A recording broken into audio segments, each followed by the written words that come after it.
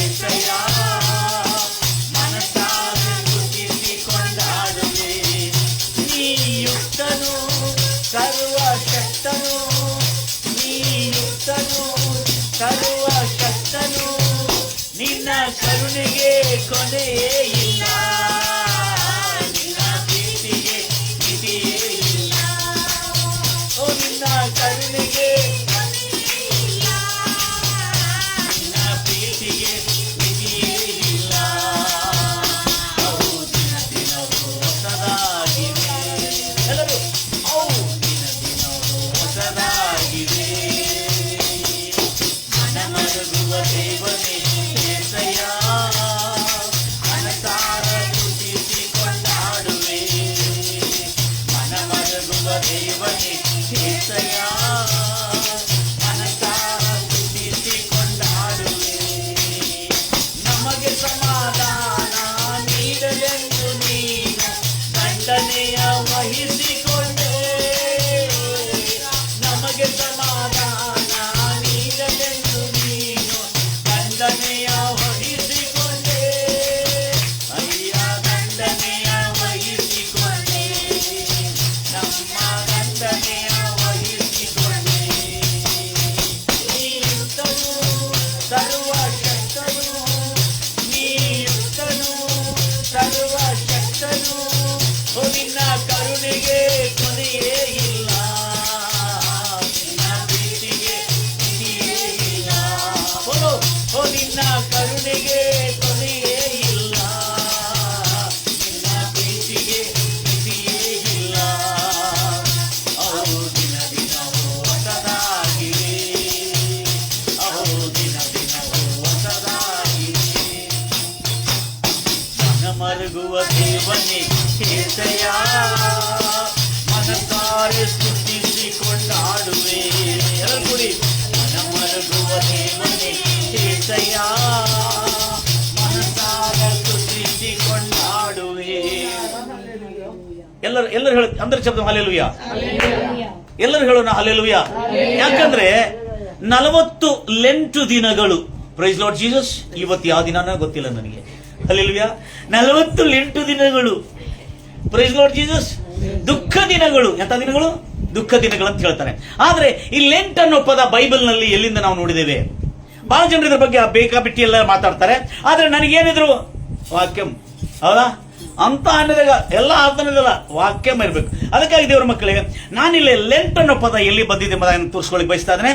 ಇಲ್ಲಿ ದೇವರು ರಿಲೆಂಟ್ ಆಗಿದ್ದಾನೆ. ಅದಕ್ಕಾಗಿ ಇಲ್ಲಿ ಯೋನ ಪುಸ್ತಕದಲ್ಲಿ, ಯೋನ ಪ್ರವಾಚಕನ ಪುಸ್ತಕದಲ್ಲಿ 3ನೇ ಅಧ್ಯಾಯ 4ನೇ ವಚನದಿಂದ ಒಂದು ಅದ್ಭುತವಾದಂತಹ ಸಂಗತಿ ಇದೆ.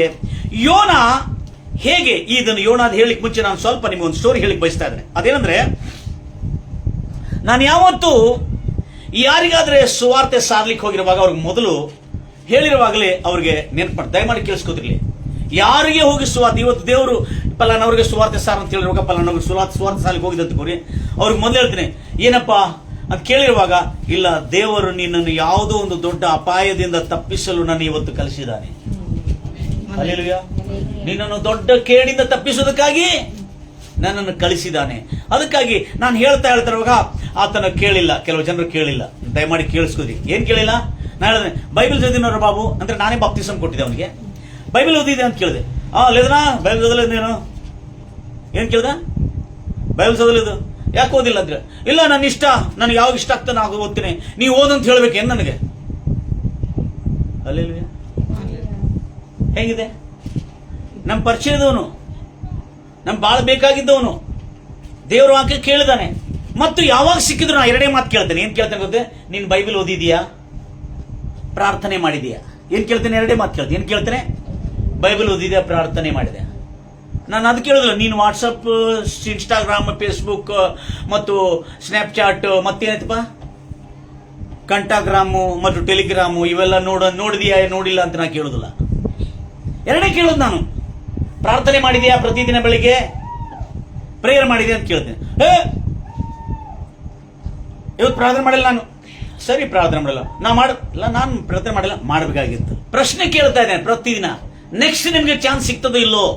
ಬ್ರದರ್, ಹಾಗೆ ನಾನು ಸುಮಾರು 2 ವರ್ಷ ಹೇಳಿದ್ದೀನಿ ಒಬ್ಬನಿಗೆ. ಎಷ್ಟು ವರ್ಷ? ಸುಮಾರು 2 ವರ್ಷಕ್ಕಿಂತ ಹೆಚ್ಚಿನ ಕಾಲ ಹೇಳಿದ್ದೇನೆ. ಯಾಕೆ ಹೇಳ್ತಾ ಇದ್ದಾರೆ? ದೇವರೇನೋ ನೋಡಿದ ಕೂಡಲೇ ನನಗೆ ಆ ಶಬ್ದ ಹೃದಯದಲ್ಲಿ ಆಗ್ತಾ ಇದ್ದಾನೆ. ಹೇಳಿದ ಕೂಡಲೇ ಅವನು ಕೇಳ್ತಾನೆ, ಅದನ್ನು ತಿರಸ್ಕರಿಸ್ತಾನೆ. ಆದ್ರೆ ನನಗೆ ಗೊತ್ತಿಲ್ಲ, ದೇವರವನಿಗೆ ದೊಡ್ಡ ಕೇಡಿಂದ ತಪ್ಪಿಸೋದಕ್ಕಾಗಿ ಇದನ್ನು ಹೇಳ್ತಾ ಇದ್ದಾನೆ ಅಂತೇಳಿ. ಎಲ್ಲ ಹೇಳ್ತಿರಲ್ಲ, ಹೇಳ್ರಿ. ನಾನು ಪ್ರತಿದಿನ ಮೊಬೈಲನ್ನು ನೋಡದೆ ಏನಿದೆ ನೋಡದೆ ಮಲಗುದಿಲ್ಲ. ಹೇಳ್ರಿ, ಪ್ರತಿದಿನ ಬೆಳಗಿನ ಜಾವದಲ್ಲಿ ಬೈಬಲ್ ಅನ್ನು ಓದದೆ ಮೊಬೈಲ್ ಅನ್ನು ಹಿಡಿಯುವುದಿಲ್ಲ. ಅದು ಜಪ್ಪರ್ತೋಡು ಅಂದ್ರೆ ಚಿತ್ರ ಅಲ್ಲಿ ಪಕ್ಕನ ಹಿಡಿಯೋದು 2 ದಿವಸ ನನಗೆ ಸೂಚನೆ ರಾತ್ರಿ ಮೇಲೆ ಅಲ್ಲಿ ಮಲಗಿರ್ತೀವಿ, ಕಂಡು ಮಲಗಿರ್ತೀವಿ. ಹೌದಾ? ಇವತ್ತು ಹೇಳ್ರಿ ನನ್ನ ಜೊತೆ ಯೇಸು ನಾಮದಲ್ಲಿ ನಾನು ಪ್ರತಿದಿನ ಬೆಳಗಿನ ಜಾವದಲ್ಲಿ ಮೊದಲು ಬೈಬಲ್ ಅನ್ನು ಓದಿ ಪ್ರಾರ್ಥನೆ ಮಾಡಿ ನನ್ನ ದಿನವನ್ನು ಆರಂಭ ಮಾಡ್ತೇನೆ. ವಾಕ್ಯದಿಂದ, ದೇವರ ವಾಕ್ಯದಿಂದ, ಯೇಸುವಿನ ವಾಕ್ಯದಿಂದ, ಪ್ರಾರ್ಥನೆಯಿಂದ ನನ್ನ ಸಮಯವನ್ನು ಆರಂಭ ಮಾಡ್ತೇನೆ. Praise Lord Jesus. ನನ್ನ ಪ್ರಿಯ ಸಹೋದರಿ ಎಷ್ಟು ಆಸಕ್ತಿಯಿಂದ ನೀವು ದೇವರ ವಾಕ್ಯವನ್ನು ಕೇಳ್ತಾರೆ. ಅದಕ್ಕೆ 48 ದಿನಗಳು ಎಲ್ಲಿದೆ ಬೈಬಲ್ ನಲ್ಲಿ ಅನ್ನತಕ್ಕಂಥ ಸಂಗೀತ. ಅಂದ್ರೆ ಒಂದು ಕೇಡು ಬರ್ಲಿಕ್ಕೆ ಮುಂಚೆ ದೇವರು 2 ವರ್ಷಕ್ಕಿಂತ ಹೆಚ್ಚಿನ ಕಾಲ ಆ ಹುಡುಗನಿಗೆ ಹೇಳ್ತಾ ಇದ್ದಾನೆ. ಯಾವನಿಸ್ತಾನೆ? ಬೈಬಲ್ ಓದ್ತಾರೋ ಸದಲದನ ಬೈಬಲ್ ಓದಿಲ್ಲ ನಾನು ಬೈಬಲ್ ಅಂತ ಹೇಳ್ತಾನೆ. ಎಂದು ಸದಲ ಟೈಮ್ లేదు నాకు, ಟೈಮ್ లేదు. ಆದ್ರೂ ಬೇಜಾರಿಲ್ಲದೆ ನಾನು 1 ಸಾರಿ 2 ಸಾರಿ 3 ಸಾರಿ ಉಲ್ಟಾ ಸಲ್ಟಾ ಮಾತಾಡಿದ್ರು ಯಾರ ಹೋಗಿ ಹೇಳ್ತಾರ ಮಚ್ಚಲ್ಲೇ ಸತ್ಯ ಸದನ ಪಾಡೆ ಬಂದು ನಾಕೆಂದಕ್ಕೂ ಅಂತ ಹೇಳ್ಬೋದಿತ್ತಲ್ಲ. ಓದ್ರಿ ಇಲ್ಲ ರಿಪೀಟ್ ಅಂತೇಳಿ ಹೇಳ್ಬೋದಿತ್ತು. ಹೌದಲ್ಲಕ್ಕ? Praise Lord Jesus. ಗಂಭೀರವಾಗಿ ಹೇಳ್ತಿರಲ್ಲ, ಮನಪುರ್ಗಿಂದ ಹೇಳ್ತಿರಲ್ಲ. ಸೊ ಅವಾಗ ಹೇಳ್ಬೋದಿತ್ತು. ಆದ್ರೆ ಇಲ್ಲ, ಟೈಮ್ ಇಲ್ಲ ಅಂಕಲ್, ಗೊತ್ತಿಲ್ಲ ನಿಂಗೆ. ನಾನು ಟಿವಿನಲ್ಲ, ಯಾವುದು ಮೊಬೈಲಲ್ಲಿ ಎಷ್ಟು ಬಿಜಿ ಇರ್ತೀನಿ. ಎಲ್ಲ ಮೊಬೈಲಲ್ಲಿ ಬ್ಯಾಂಕ್ ವರ್ಕ್ ಫ್ರಮ್ ಹೋಮ್ ಅಲ್ಲ, ವರ್ಕ್ ಫ್ರಮ್ ಮೊಬೈಲ್ ಅಂತದ್ದು. ಆಮೇಲೆ ಹೇಳಿದೆ, ಪ್ರತಿ ಸಾರಿ ಸಿಕ್ಕಿದ್ದಾಗೆಲ್ಲ ಉಲ್ಟಾ ಸುಲ್ಟಾನೆ ಮಾತಾಡ್ತಾನೆ ಅವನು. ಆದ್ರೂ ಹೇಳಿದ ಎಂದಗಲೇ ಅವನಿಗೆ చెప్పేది ಯಾಕೆ ಹೇಳಿದ್ರು ಅಂತೇಳಿ ನಾನು ಬೇಜಾರು ಮಾಡ್ಕೋತಿದ್ದೆ. ಹಿಂಗೋಸಾರಿ ಜಪಾನ್ ನೀಕು ಅಂತೇಳಿ. ಆದ್ರೆ ಅವ್ನು ನೋಡಿದ ಕೂಡಲೇ ಏನೋ ದೇವರು ನನ್ನ ಮನಸ್ಸೊಳಗೆ ಒಂದು ಭಾರ ಆಗ್ತಿದ್ದ, ಅವ್ನು ಜವಾಬ್ದಾರಿ ಆಗ್ತದ. ಆತನಿಗೆ ಚಪ್ಪು ಬೈಬಲ್ ಸದವನು. 2 ವರ್ಷಕ್ಕಿಂತ ಹೆಚ್ಚಿನ ಕಾಲ ಆಯ್ತ್ರಿ, ಕೇಳಿಲ್ಲ ಮನುಷ್ಯ. ಕೆಲವು ದಿವಸಗಳಾದ್ಮೇಲೆ ಅವನು ಕಾಣ್ತಾ ಇಲ್ಲ ಆಗಿದ. ನಾನು ಇಲ್ಲೋ ಇದೆ ಅಂತಿಕೊಂಡೆ. ಅವ್ರ ತಾಯಿ ಅಳ್ಕೋತ ಬಂದಿಲ್ಲ ನಮ್ಮ ಮನೆಗೆ, ಪಾಸ್ಟರ್ ನನ್ನ ಮಗನಿಗೆ 2 ಕಣ್ಣು ಕಾಣ್ತಾ ಇಲ್ಲ ಅಂತ. ಬೈಬಲ್ ಓದಿಲ್ಲ, 2 ಕಣ್ಣು ಕಾಣ್ತಾ. ಅಂದ್ರೆ ಆವಾಗ ನಂಗೆ ಅರ್ಥ ಆಯ್ತು, ದೇವರವನಿಗೆ ದೊಡ್ಡ ಕೇಡಿಂದ ರಕ್ಷಿಸೋದಕ್ಕಾಗಿ ಬೈಬಲ್ ಓದಲಿಕ್ಕೆ ಪ್ರತಿದಿನ ಹೇಳ್ತಾ ಇದ್ದಾರೆ. ಅಂದ್ರೆ ದೇವರು ಒಳ್ಳೆ ದೇವರೇನಿಲ್ಲ. ಅಲ್ಲಿಲ್ವೇ? ಅಂದ್ರೆ ಅವ್ರಿಗೆ ಬರಬೇಕಾಗಿರೋ ಕೇಳಿ ಯಾರು ಗೊತ್ತಿತ್ತು? ದೇವ್ರು ಗೊತ್ತಿತ್ತು, ನನಗೆ ಗೊತ್ತಿಲ್ಲ. ಆದ್ರೆ ನಾನೇನ್ ಮಾಡ್ತಿದ್ದೆ? ಹೇಳ್ತಾ ಇದ್ದೆ, ಓದಪ್ಪ ಬೈಬಲ್. ಓದ್ತಾ ಇದ್ರೆ ನೀವೆಲ್ಲರೂ ಬೈಬಲ್? ನಿಮ್ಮ ಕಣ್ಣುಗಳೆಲ್ಲ ಚೆನ್ನಾಗಿದೆಲ್ಲ? ಚೆನ್ನಾಗಿದೆ ಫಸ್ಟ್. ಒಬ್ಬೊಬ್ರು ಆಪರೇಷನ್ ಆಗಿತ್ತು, ಇಂಟ್ರೆಸ್ಟಿಂಗ್ ನೋಡ್ರಿ. ಒಬ್ಬರು ಆಪರೇಷನ್, ಒಂದು ಮುದುಕಿಗೆ ಆಪರೇಷನ್ ಆಯ್ತು. ಅಜ್ಜಿ ಆಪರೇಷನ್ ಆಯ್ತಲ್ಲ, ಭಲೆ ಆಪರೇಷನ್ ಇದೆ, ಪೆದ್ದ ಡಾಕ್ಟರ್ ಭಾಗ చేసి ಹಳ್ಳಿಯಲ್ಲಿ ಡಾಕ್ಟರ್ ಮಾಡಿದಂತೆ. ಆಯ್ತು ಅವ್ರೆ ಹೆಂಗ್ ಕಾಣ್ತಾ ಇದೆ ಅಂತ ಕೇಳುತ್ತೆ. ಏನ್ ಕೇಳ್ತಾಳೆ ಗೊತ್ತಿದ್ದ? ಅಜ್ಜಿ ಭಾಗ ಕನ್ಪಡ್ತೀನಿ. ಏನ್ದೇನು ಅಡಿಗಿನ ಟಿವಿಲಿ ಸೀರಿಯಲ್ ಅన్ని ಭಾಗ ಕನ್ಪಡ್ತೀನಿ. ಮತ್ತಲ್ಲಿ ಎಂತ ಗೊಪ್ಪದಲ್ಲಿ ಎಷ್ಟು ಕ್ಲಿಯರ್ ಕನ್ಪಡ್ತೀನಿ. ఏంటంటే టీవీ సీరియల్ హీరోలు అంతా బాగా కనపడుతున్నాయి. ముందు కాలు ఇంటున్నా నేను ఆ ఎన్ని దాంట్లోనే తృప్తి పడుతున్నా. ఇప్పుడు క్లీన్ కనపడుతుంది. ಈಗ ಕ್ಲೀನ್ ಆಗಿ ಕಾಣ್ತಾ ಇದೆ. ಕಣ್ಣಿದ್ದವ್ರಿಗೆ ಕಣ್ಣು ಬಂದ ಮೇಲೆ ಅವ್ರ ಕ್ಲೀನ್ ಏನ್ ಕಾಣ್ತಾ ಇದೆ? ದೇವರ ವಾಕ್ಯ. ಯೂಟ್ಯೂಬ್ ನಲ್ಲಿ ದೇವರ ವಾಕ್ಯಗಳು ಮತ್ತು ಟಿವಿನಲ್ಲಿ ದೇವರ ವಾಕ್ಯಗಳು ಬರೋದು ನೋಡೋದು ಇಷ್ಟ ಇಲ್ಲ ಅವ್ರಿಗೆ. ಸೀರಿಯಲ್ ಕಾಣ್ತಾ ಇದಂತೆ. ಅಮ್ಮ ಏನು ಗೊಪ್ಪ ಅಂತ ಗಂಭೀರವಾಗಿ ಹೇಳ್ತಿರಲ್ಲ. ಆದ್ರೆ ಈ ಹುಡುಗಂದು 2 ಕಣ್ಣು ಹೋಯ್ತು. 2 ಕಣ್ಣು ಬ್ಲಾಸ್ಟ್ ಆಗಿದೆ, ಒಳಗೆ ಹೋಯ್ತು ಎಂಬುದಾಗಿ ಹೇಳಿ ಅವರು ಡಾಕ್ಟರ್ಗಳು, ಇಲ್ಲಿನ ಡಾಕ್ಟರ್ ಯಾರು ಕೈ ಹಿಡ್ತಾ ಇಲ್ಲ. ಮತ್ತು ಬೇರೆ ಒಂದು ರಾಜ್ಯಕ್ಕೆ ಹೋಗಿ ರಿಪೇರಿ ಮಾಡಬೇಕು. ಸುಮಾರು 3 ಲಕ್ಷ ರೂಪಾಯಿ ಖರ್ಚಾಯ್ತು. ಆದ್ರೆ ಒಂದು ಕಣ್ಣು ಮಾತ್ರ ಸ್ವಲ್ಪ ಮಾಮೂಲಿಯಾಗಿ ಕಾಣ್ತಾ ಇದೆ. ಅದರಿಂದ ಅವನು ಬದುಕ್ತಾ ಇದ್ದಾನೆ. ಅವನ ಕಣ್ಣಿಲ್ಲದ್ರೆ ಅವನಿಗೆ ಕೆಲಸನೇ ಇಲ್ಲ. ಅಲ್ಲಿಲ್ವ್ಯಾ? ಅಂದ್ರೆ ಈಗ ನಮ್ಮನ್ನು ಯಾಕೆ ಕಳಿಸ್ತಾ ಇದ್ದಾನೆ ನಿಮ್ ಕಡೆ ಅಂದ್ರೆ, ನಿಮ್ಮನ್ನು ದೊಡ್ಡ ಕೇಡಿಂದ, ಬರಬೇಕಾಗಿರುವ ಆಪತ್ತುಗಳಿಂದ, ಉಪದ್ರವಗಳಿಂದ, ಅಪಾಯಗಳಿಂದ, ಅನಿಷ್ಟಗಳಿಂದ ತಪ್ಪಿಸುವುದಕ್ಕಾಗಿ ಯೇಸು ಈ ವಾಕ್ಯವನ್ನು ನಿಮಗೆ ಕೊಡ್ತಾ ಇದ್ದಾನೆ. ಯಾಕಂದ್ರೆ ನೀವು ಸುಕ್ಷೇಮವಾಗಿರುವುದೇ ಆತನ ಚಿತ್ತ. ಎಲ್ಲರೂ ಹೇಳ್ತಿರಲ್ವಿಯ? ಅದಕ್ಕಾಗಿ ಯಾವತ್ತಿಗೂ ದೇವರೊಂದು ಸೇವಕನನ್ನು ನಿಮ್ಮ ಮನೆಗಾಗಲಿ ಅಥವಾ ನಿಮ್ಮ ಮೊಬೈಲ್ ಮೂಲಕವಾಗಿ, ಯೂಟ್ಯೂಬ್ ಮೂಲಕವಾಗಿ ದೇವರು ನಿಮ್ಮ ಜೊತೆಲಿ ಮಾತಾಡ್ತಿದ್ರೆ ಅದು ಬಂದಿದೆ ಅಂತ ಹೇಳಿದ್ರೆ ಏನೋ ಒಂದು ದೊಡ್ಡ ಅಪಾಯ, ಕೇಡು, ಉಪದ್ರವದಿಂದ ತಪ್ಪಿಸೋದಕ್ಕಾಗಿ ದೇವರು ಕಳಿಸಿದಾನೆ ಅನ್ನತಕ್ಕಂಥ ತಿಳುವಳಿಕೆ, ಮನವರಿಕೆ ನಿಮಗಿರಬೇಕು. Price Lord Jesus. ಗಂಭೀರವಾಗಿ ಹೇಳ್ತಿರಲ್ವಯ್ಯ. ಈಗ ನಾವು ಬರ್ತೀವಿ ಯೋನ ಪುಸ್ತಕದಲ್ಲಿ ದೇವರ ಕರುಣೆ ಎಷ್ಟು ಚೆನ್ನಾಗಿದೆ ಎಂಬುದಾಗಿ. ಯೋನ ಪುಸ್ತಕ 3ನೇ ಅಧ್ಯಾಯ 4ನೇ ವಚನದಿಂದ ಓದೋಣ. 4ನೇ ವಚನದಿಂದ ಓದೋಣ. ಓದಲಿಕ್ಕೆ ಮುಂಚೆ ಗಮನಿಸ್ತೀರಿ, ಲೆಂಟ್ 40 ದಿವಸಗಳು ಎಲ್ಲಿಂದ ಬಂದಿದೆ ಎಂಬುದಾಗಿ ನಾನು ತಿಳಿಸ್ಕೊಡ್ತೇನೆ. ನನ್ನ ಇದರಲ್ಲಿ ತೋರಿಸ್ಕೊಡ್ತೇನೆ, ದಯಮಾಡಿ ಗಮನಿಸ್ತೀರಿ ಎಲ್ಲರೂ ನನ್ನ ಪ್ರಿಯ ಸಹೋದರಿ ಸಹೋದರೇ. ಲೆಂಟ್ ದಿನಗಳು ಮಾಡಬೇಕಾ ಮಾಡಬೇಡ? ಯಾಕೆ ಮಾಡಬಾರದು? ಮಾಡಿದ್ರೆ ಏನ್ ತಪ್ಪಿದೆ? ತಪ್ಪೇನಾರಿದೆಯಾ? ಮಾಡಬಾರ್ದು ಅಂತ ಕೆಲವು ಜನ, ಆದ್ರೆ ಮಾಡಿದ್ರೆ ನಿಂದೇವನ ಹೊತ್ತು ಇನ್ನೊಂದು ಜನ. ನಾನು ಹೇಳ್ತೇನೆ, ಮಾಡಿದ್ರೆ ತಪ್ಪ. ಕನಿಷ್ಠ ಲೆಂಟ್ ದಿನಗಳನ್ನು ಅಂದ್ರೆ ಅರ್ಥನೇ ಗೊತ್ತಿಲ್ಲ, ಅರ್ಥ ಗೊತ್ತಿಲ್ಲದೆ ಲೆಂಟ್ ಮಾಡಿದ್ರೆ ಪಾಪ ಏನು ಉಪಯೋಗ ಇಲ್ಲ. ನಿಮ್ಮ ಲೆಂಟ್ಗೆ ಉಪಯೋಗ ಆಗಲಿ ಎಂಬುದಾಗಿ ಸಂದೇಶ ತಂದಿದೆ. ಯೋನ ಪುಸ್ತಕದಲ್ಲಿ 3ನೇ ಅಧ್ಯಾಯ 4ರಿಂದ ಓದ್ತೀರಿ. ಆಗ ಯೋನನು, ದೇವರು ಯೋನ ಎಂಬ ಪ್ರವಾದಿಗೆ ಥ್ಯಾಂಕ್ ಯು ಓದ್ತಾ ಇರಿ, ಆಮೇಲೆ ಓದ್ರಿ. ಬರೋ ವರ್ಷ ಅಲ್ಲಿಲ್ವ್ಯಾ? ಗಂಭೀರವಾಗಿ ಹೇಳ್ತಿರಲ್ವ್ಯಾ? ಅಲ್ಲಿಲ್ವ್ಯಾ? ಕನ್ನಡ ಮೀಡಿಯಂ ಅಲ್ಲ ನೀವೆಲ್ಲ? ಹೆಬ್ಬಟ್ಟಲ್ಲ? ದಯಮಾಡಿ ಹೆಬ್ಬಟ್ಟಿದ್ದವ್ರು ಯಾರು ಓದ್ಬೇಡ, ದಯಮಾಡಿ. ನಿಮ್ಮನ್ನು ಯಾರು ಬಲವಂತ ಮಾಡೋದಿಲ್ಲ. Praise Lord Jesus. ಆಮೇಲೆ ಯೋನ ಎಂಬ ಪ್ರವಾದಿ, ದೇವರು ಯೋನ ಎಂಬ ಪ್ರವಾದಿ ಹೇಳ್ತಾನೆ, ಹೋಗು, ನಿನಿವೆ ಎಂಬ ಪಟ್ಟಣವನ್ನು ನಾನು ಕೆಡವಿ ಬಿಡ್ತೇನೆ. ಏನಂತ ಹೇಳಿದಾನೆ? ನಿನಿವೆ ಎಂಬ ಪಟ್ಟಣವನ್ನು ಸಂಪೂರ್ಣವಾಗಿ ನಾಶ ಮಾಡಿಬಿಡ್ತೇನೆ ಅಂತ ಹೋಗಿ ಹೇಳಂತ ಹೇಳಿದ. ಈಗ ಯೋನ ಏನ್ ಮಾಡಿದಾನೆ? ಸರಿ ಅಂತೇಳಿ ಹೋಗಿ ಆತನು ಹೋಗುವುದರಲ್ಲಿ ಬಹಳಷ್ಟು ಲೋಪದೋಷಗಳಾಗಿದೆ. ಆದ್ರೆ ಹೋಗಿ ಅಲ್ಲಿ ತಲುಪಿದ ಮೇಲೆ 3 ದಿನಗಳ, ಎಷ್ಟು ದಿನ ಕಾಲ? 3 ದಿನ ಕಾಲದ ಅವಧಿಯಲ್ಲಿ ಆತನು ಏನ್ ಮಾಡ್ತಾನಂದ್ರೆ ಎಲ್ಲಾ ಎಡೆಗಳಲ್ಲಿ ತಿರುಗಿ ಯೋನ ನಿನಿವೆ ಪಟ್ಟಣದೊಳಗೆ ಹೋಗಿ ಬಿದ್ದಿದ ಕೂಡಲೇ ನಿನಿವೆ ಪಟ್ಟಣದವರು ಆಶ್ಚರ್ಯ ಚಿಕ್ತಾರೆ. ನೋಡ್ರಿ, ಯಾರೋ ಅಪರಿಚಿತರು ಬಂದು ಹೇಳ್ತಾ ಇದಾರೆ, ಯಾರು ನಂಬ್ತಾರ? ನಾನಾದ್ರೆ ಪರಿಚಯವನ್ನು ಬಂದು ಹೇಳ್ತಾ ಇದ್ದಾನೆ. ಅಲ್ಲಿಲ್ವಾ? ಅಪರಿಚಿತನು ಬಂದಿದ್ದಾನೆ. ಯಾರು? ಯೋನ. ನಿನಿವೆ ಪಟ್ಟಣದವರು ಯಹೂದ್ಯರಲ್ಲ, ದಯಮಾಡಿ ಕೇಳಿಸ್ಕೊತ್ರಿ. ನಿನಿವೆ ಪಟ್ಟಣದವರು ಯಹೂದ್ಯರಲ್ಲ, ದೇವಜನರಲ್ಲ ಮತ್ತು ಇಸ್ರಾಯೇಲ್ ಜನಾಂಗದವರಲ್ಲ. ಯಹೂದ್ಯರಂದ್ರೆ ಒಂದೇ ಅರ್ಥ, ಯಹೂದ್ರಂಟೆ ಕೂಡ ఒకటే మాట ಅರ್ಥಮು. ಯಹೂದ್ಯರು, ಇಸ್ರಾಯೇಲ್ ಜನಾಂಗ ಮತ್ತು ಹೀಬ್ರಿಯರು ಅಂತ ಹೇಳ್ತಾರೆ. ಅವ್ರಿಗೇನಿದೆ, ಮೊದಲು ಇಸ್ರಾಯೇಲ್ ಅಂತ ಹೆಸರು ಬರ್ಲಿಕ್ಕೆ ಮುಂಚೆ ಅವ್ರನ್ನು ಹೀಬ್ರಿಯರು ಅಂತ ಹೇಳ್ತಾ ಇದ್ರು. ಏನಂತ ಹೇಳ್ತಾ ಇದ್ರು? ಹೀಬ್ರಿಯರು. ಅಬ್ರಾಹಂ ಕಾಲದಿಂದ ಹೀಬ್ರಿಯರು. ಅದರ ನಂತರ ಯೆಹೋವ ದೇವರು ನಂಬಿರ್ತಕ್ಕಂಥ ಜನರಾಗಿರೋದ್ರಿಂದ ಅದಕ್ಕೆ ಯಹೂದ್ಯರು ಎಂಬುದಾಗಿ ಹೇಳ್ತಿದ್ರು. ಆಮೇಲೆ ಇಸಾಕನನ್ನು ಜನ್ಮ ಕೊಟ್ಟಿರೋದ್ರಿಂದ ಇಸಾಕನ ಹೆಸರು ಇಸ್ರಾಯೇಲ್ ಆಗಿರೋದ್ರಿಂದ ಆ ರಾಷ್ಟ್ರಕ್ಕೆ, ಆ ಜನಾಂಗಕ್ಕೆ ಇಸ್ರಾಯೇಲ್ ಜನಾಂಗ ಎಂಬುದಾಗಿ ಹೇಳ್ತಾರೆ. ಅದಕ್ಕೆ ಯಹೂದ್ಯರು, ಇಸ್ರಾಯೇಲರು ಮತ್ತು ಏನು ಹೀಬ್ರಿಯರು ಅಂದ್ರೆ ಈ 3 ಒಂದೇ ಜನರ ಜನಾಂಗದ ಹೆಸರು ಕರೀತಾರೆ. ಆದ ಕಾರಣ ಈ ನಿನಿವೆ ಜನರು ಯಹೂದ್ಯರು, ದೇವ ಜನರಲ್ಲ, ಅವರು ಅನ್ಯ ಜನರು, ಅವರು ವಿಗ್ರಹಾರಾಧಿಕರು, ಅವರು ಗರ್ವಿಷ್ಠರು, ಅವರು ಕ್ರೂರಿಯ ಜನರು. ಯಾಕಂದ್ರೆ ಅಶ್ಶೂರಿಯ ಸಾಮ್ರಾಜ್ಯದ ಕ್ಯಾಪಿಟಲ್ ಆಗಿತ್ತು. ಕ್ಯಾಪಿಟಲ್ ಅಂದ್ರೆ ಏನ್ರಿ? ರಾಜಧಾನಿ. Very good. ಹಲ್ಲೆಲೂಯಾ. ಇಂಗ್ಲಿಷು ಬರ್ತದೆ, ಕನ್ನಡನೂ ಬರ್ತದೆ. Very good. ರಾಜಧಾನಿ ಅದು ಅಶ್ಶೂರಿಯ ಸಾಮ್ರಾಜ್ಯದ ರಾಜಧಾನಿ ಆಗಿತ್ತು. ಅಂತ ರಾಜಧಾನಿ ಆಗಿರುವಾಗ ಅಲ್ಲೇ ಹೋಗಿ ಯೋನ ಹೇಳ್ತಾನೆ, 40 ದಿನದ ಒಳಗೆ. ಎಷ್ಟು ದಿನ? 40 ದಿನದ ಒಳಗೆ. ಎಲ್ಲರೂ ಹೇಳಿ 40 ದಿನದ ಒಳಗೆ ದೇವರು ನಿನಿವೆ ಪಟ್ಟಣದ ಪಾಪ, ಅಕ್ರಮ, ದುಷ್ಟತನ ಮತ್ತು ನಾನ್ ವೈಲೆನ್ಸ್ ಏನಂತಾರೆ? ಹಿಂಸಾತ್ಮಕ ಮತ್ತು ಬಲಾತ್ಕಾರ ಯಾರ ಮುಂದೆ ಬಂದಿದೆ? ದೇವರ ಬಳಿಗೆ ಬಂದಿದೆ. ಅದಕ್ಕಾಗಿ ನಿನಿವೆ ಸಂಪೂರ್ಣ ಸರ್ವನಾಶ ಆಗ್ತದೆ ಅಂತ ಹೇಳ್ತಾನೆ. ಹೇಳಿದ ಕೂಡಲೇ ಏನಾಗ್ತದೆ ಗೊತ್ತಿದೆ? Praise Lord Jesus. ಗಂಭೀರವಾಗಿ ಹೇಳ್ತಿರಲ್ವೇ? ಹೇಳಿದ ಕೂಡಲೇ ದಯಮಾಡಿ ಕೇಳಿಸ್ಕೊತ್ರಿ. ಎಷ್ಟು ದಿನ? 40 ದಿನ. ಎಲ್ಲರೂ ಕೇಳ್ತಿರಲ್ವೇ? ಬೈಬಲ್ ನಲ್ಲಿ ಲೆಂಟ್ ಅನ್ನೋ ಪದ ಇದೆ. ಲೆಂಟ್ ಅಂದ್ರೆ ದುಃಖ. ಏನು? ದುಃಖ, ಮನಮರುಗುವುದು. ಕನ್ನಡದಲ್ಲಿ ಮನಮರುಗುವುದು, ದುಃಖ ಪಡುವುದು ಅನ್ನೋದು ಬೈಬಲ್ ನಲ್ಲಿ ಹೆಂಗಿದೆ ನೋಡ್ರಿ. ಲೆಂಟ್ ಅನ್ನೋ ಪದ ನಾವು ಮಾಡ್ತೇವೆ. ಕೆಲವು ಕೇಳಿದೆ, ಒಂದು ವ್ಯಕ್ತಿ ಕೇಳಿದೆ, ನೀವು ಲೆಂಟ್ ಇಲ್ಲಿ ಕಪ್ಪು ಇದು ಹಾಕೊಂಡಿದ್ದ, ಏನು ಬಿಳಿ ಶರ್ಟ್ ಒಳಗೆ ಕಪ್ಪು ಬಟ್ಟೆ ಹಾಕೊಂಡ, ये अंकल ये क्या डाले ಅಂದ್ರೆ अब लेंट का दिन है ना इसलिए हम काला लगा ले.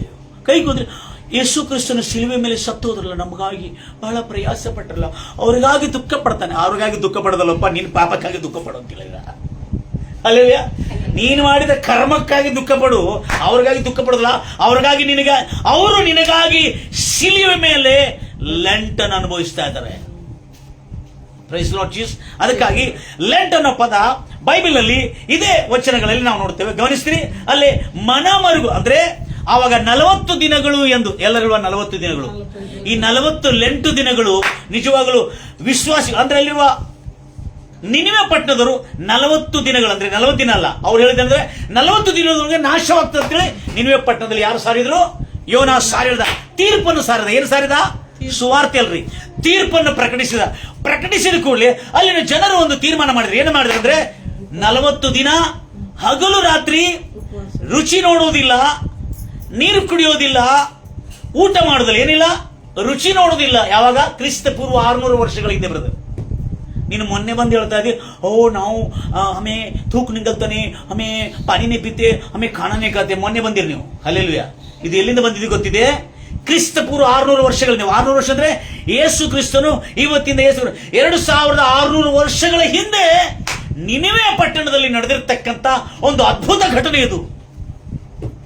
ಅವಾಗ ಅವರೆಲ್ಲ ಏನ್ ತೀರ್ ಮಾಡ್ತಾರೆ? ಉಗುಳು ನಿಂಗುವುದಿಲ್ಲ, ಅಂದ್ರೆ ರುಚಿ ನೋಡುವುದಿಲ್ಲ, ಮತ್ತೇನು, ನೀರು ಕುಡಿಯೋದಿಲ್ಲ, ತಂಪ್ಸಪ್ಪ, ಕೋಕೋ ಕೋಲಾ, ಕೆಂಪ, ನೀರು ಕುಡಿಯೋದಿಲ್ಲ ಮತ್ತು ಆಹಾರ ತಿನ್ನೋದಿಲ್ಲ. ಮಧ್ಯಾಹ್ನ ಉಪ್ಮಾ ತಿನ್ನೋದು, ಬೆಳಿಗ್ಗೆ ಕಪ್ಮ ತಿನ್ನೋದು ಮತ್ತು ಶೇಂಗಾ ತಿನ್ನೋದು, ಇದು ಉಪವಾಸ ಅಲ್ಲ. ಅವಲಕ್ಕಿ ವೆರಿ ಇಂಪಾರ್ಟೆಂಟ್. ಅವಲಕ್ಕಿ ತಿನ್ನೋದು ಇದೆಲ್ಲ ಫ್ರೂಟ್ ತಿನ್ನೋದು, ಇದು ಉಪವಾಸ ಅಲ್ಲ. ಇದಕ್ಕೆ ಏನಂತಾರೆ ಅಂದ್ರೆ ಹಬ್ಬ ಅಂತಾರೆ. ಇದಕ್ಕೆ ಏನ್ ಹಬ್ಬ? ತಿನ್ನೋ ಹಬ್ಬ. ಅದು ಆ ದಿವಸ ರೈಸ್ ಹೋಯ್ತು, ವಯಸ್ಸು ಬಂತು, ಇನ್ನೊಬ್ರು ಬಂದ್ರು, ಹೇ 8 ದಿನಗಳು ನಾವು ಮಾಂಸವನ್ನು ತೆಗೆದುಕೊಂಡು ಬರೋದು. ಅಬ್ಬಾ ಎಂತ ಒಳ್ಳೆ ಜನಪ್ಪ. ಯಾವ ದಿನ? 8 ದಿನ ಮಾಂಸ ತೆಗೆದುಕೊಂಡು ಬರೋದು. ಬಹಳ ಖುಷಿ ಆಗುತ್ತೆ ನನಗೆ. ಮರಣ ದಿನ ಬಂದಿರುವಾಗ ಸಿಗರೇಟ್ ಕುಡಿತಾ ನಿಂತಿದ್ದಾನೆ ಮನುಷ್ಯ. ಹೇಳಿದೆ, ಅಂಕಲ್ ಪ್ರೈಸ್ ಲೋಡ ಅಂತ ತೆಗೆದುದ. ಅಂಕಲ್ ಏನ ಪ್ರೈಸ್ ಲೋಡ್ ಅಂಕಲ್, ಆರಾಮಿದ್ರ? 8 ದಿನಗಳಲ್ಲ ಅಂಕಲ್, ಮಾಂಸ ಮಾಂಸ ತರೋದ್ರ, ಮತ್ತೆ ಸಿಗರೇಟ್ ಕುಡಿಯಾಗತ್ತಿಯಲ್ಲ ನೀನು. 8 ದಿನಗಳ ಬೆಂಕಿ ದಿನಗಳ? ದೇವ್ರ ಮಕ್ಕಳೇ, ನಿಜವಾದ ಲೆಂಟ್ ಏನಂದ್ರೆ ಪಾಪವನ್ನು ಒಪ್ಪಿಕೊಂಡು ದುರ್ಮಾರ್ಗತನವನ್ನು ಬಿಟ್ಟು ತನ್ನ ಶರೀರವನ್ನು, ಕನಿನಾಸೆ, ಶರೀರದಾಸೆ, ಬದುಕು ಬಾಳಿನ ಡಬ್ಬವನ್ನು ಸಜೀವ ಯಜ್ಞವಾಗಿ ಅರ್ಪಿಸುವ ನಿಜವಾದ ಲೆಂಟ್ರಿ. ನಮ್ಮ ದೇಹವನ್ನು ಸಜೀವ. ಅದಕ್ಕಾಗಿ ಪ್ರವಾದಿಯಾದ ಯೋನನು ಅಲ್ಲಿ ಸಾರ್ತಾ ಹೋಗಿರುವಾಗ ನಡೆದಿರ್ತಕ್ಕಂಥ ಘಟನೆ ನೋಡ್ತೀರಿ. ಅಲ್ಲಿ ಇವರೆಲ್ಲ ಸಾರಿ ಹೋಗಿದ ಕೂಡಲೇ ಅಲ್ಲಿನ ಅರಸನು, ಯಾರ ಅರಸನು? ನಿನಿವೆ ಪಟ್ಟಣದ ಅರಸನು. ಅವನು ಕ್ರಿಶ್ಚಿಯನ್ ಅಲ್ಲ, ಅವನು ಯಹೂದಿ ಅಲ್ಲ. ಏನಲ್ಲ? ಕ್ರಿಶ್ಚಿಯನ್ ಅಲ್ಲ, ಯಹೂದಿ ಅಲ್ಲ. ಅವನು ಪ್ರೈಸ್ ಲಾರ್ಡ್ ಜೀಸಸ್ ಗೊತ್ತಾಯ್ತು ಅವನಿಗೆ. ಹಲ್ಲೆಲೂಯಾ. ಯಹೂದಿ ಅಲ್ಲ. ಆದ್ರೆ ಆ ರಾಜನ ಏನ್ ಮಾಡ್ತಾನೆ? ತನ್ನ ರಾಜ ಭವನದಲ್ಲಿ ಮೀಟಿಂಗ್ ಮಾಡ್ತಾನೆ. ಗೊತ್ತಿದೆ? ಅವರು ಪಾರ್ಲಿಮೆಂಟ್ ಮೀಟಿಂಗ್, ರಾಜ ದರ್ಬಾರದಲ್ಲಿ ಮೀಟಿಂಗ್ ನಡೀತಿದೆ. ಅಲ್ಲಿ ನವರತ್ನಗಳು ಇರ್ತಾರೆ, ಮಂತ್ರಿಗಳು ಇರ್ತಾರೆ, ಮತ್ತು ರಾಜ ದರ್ಬಾರದಲ್ಲಿ ಯಾರು ಇರ್ತಾರೆ?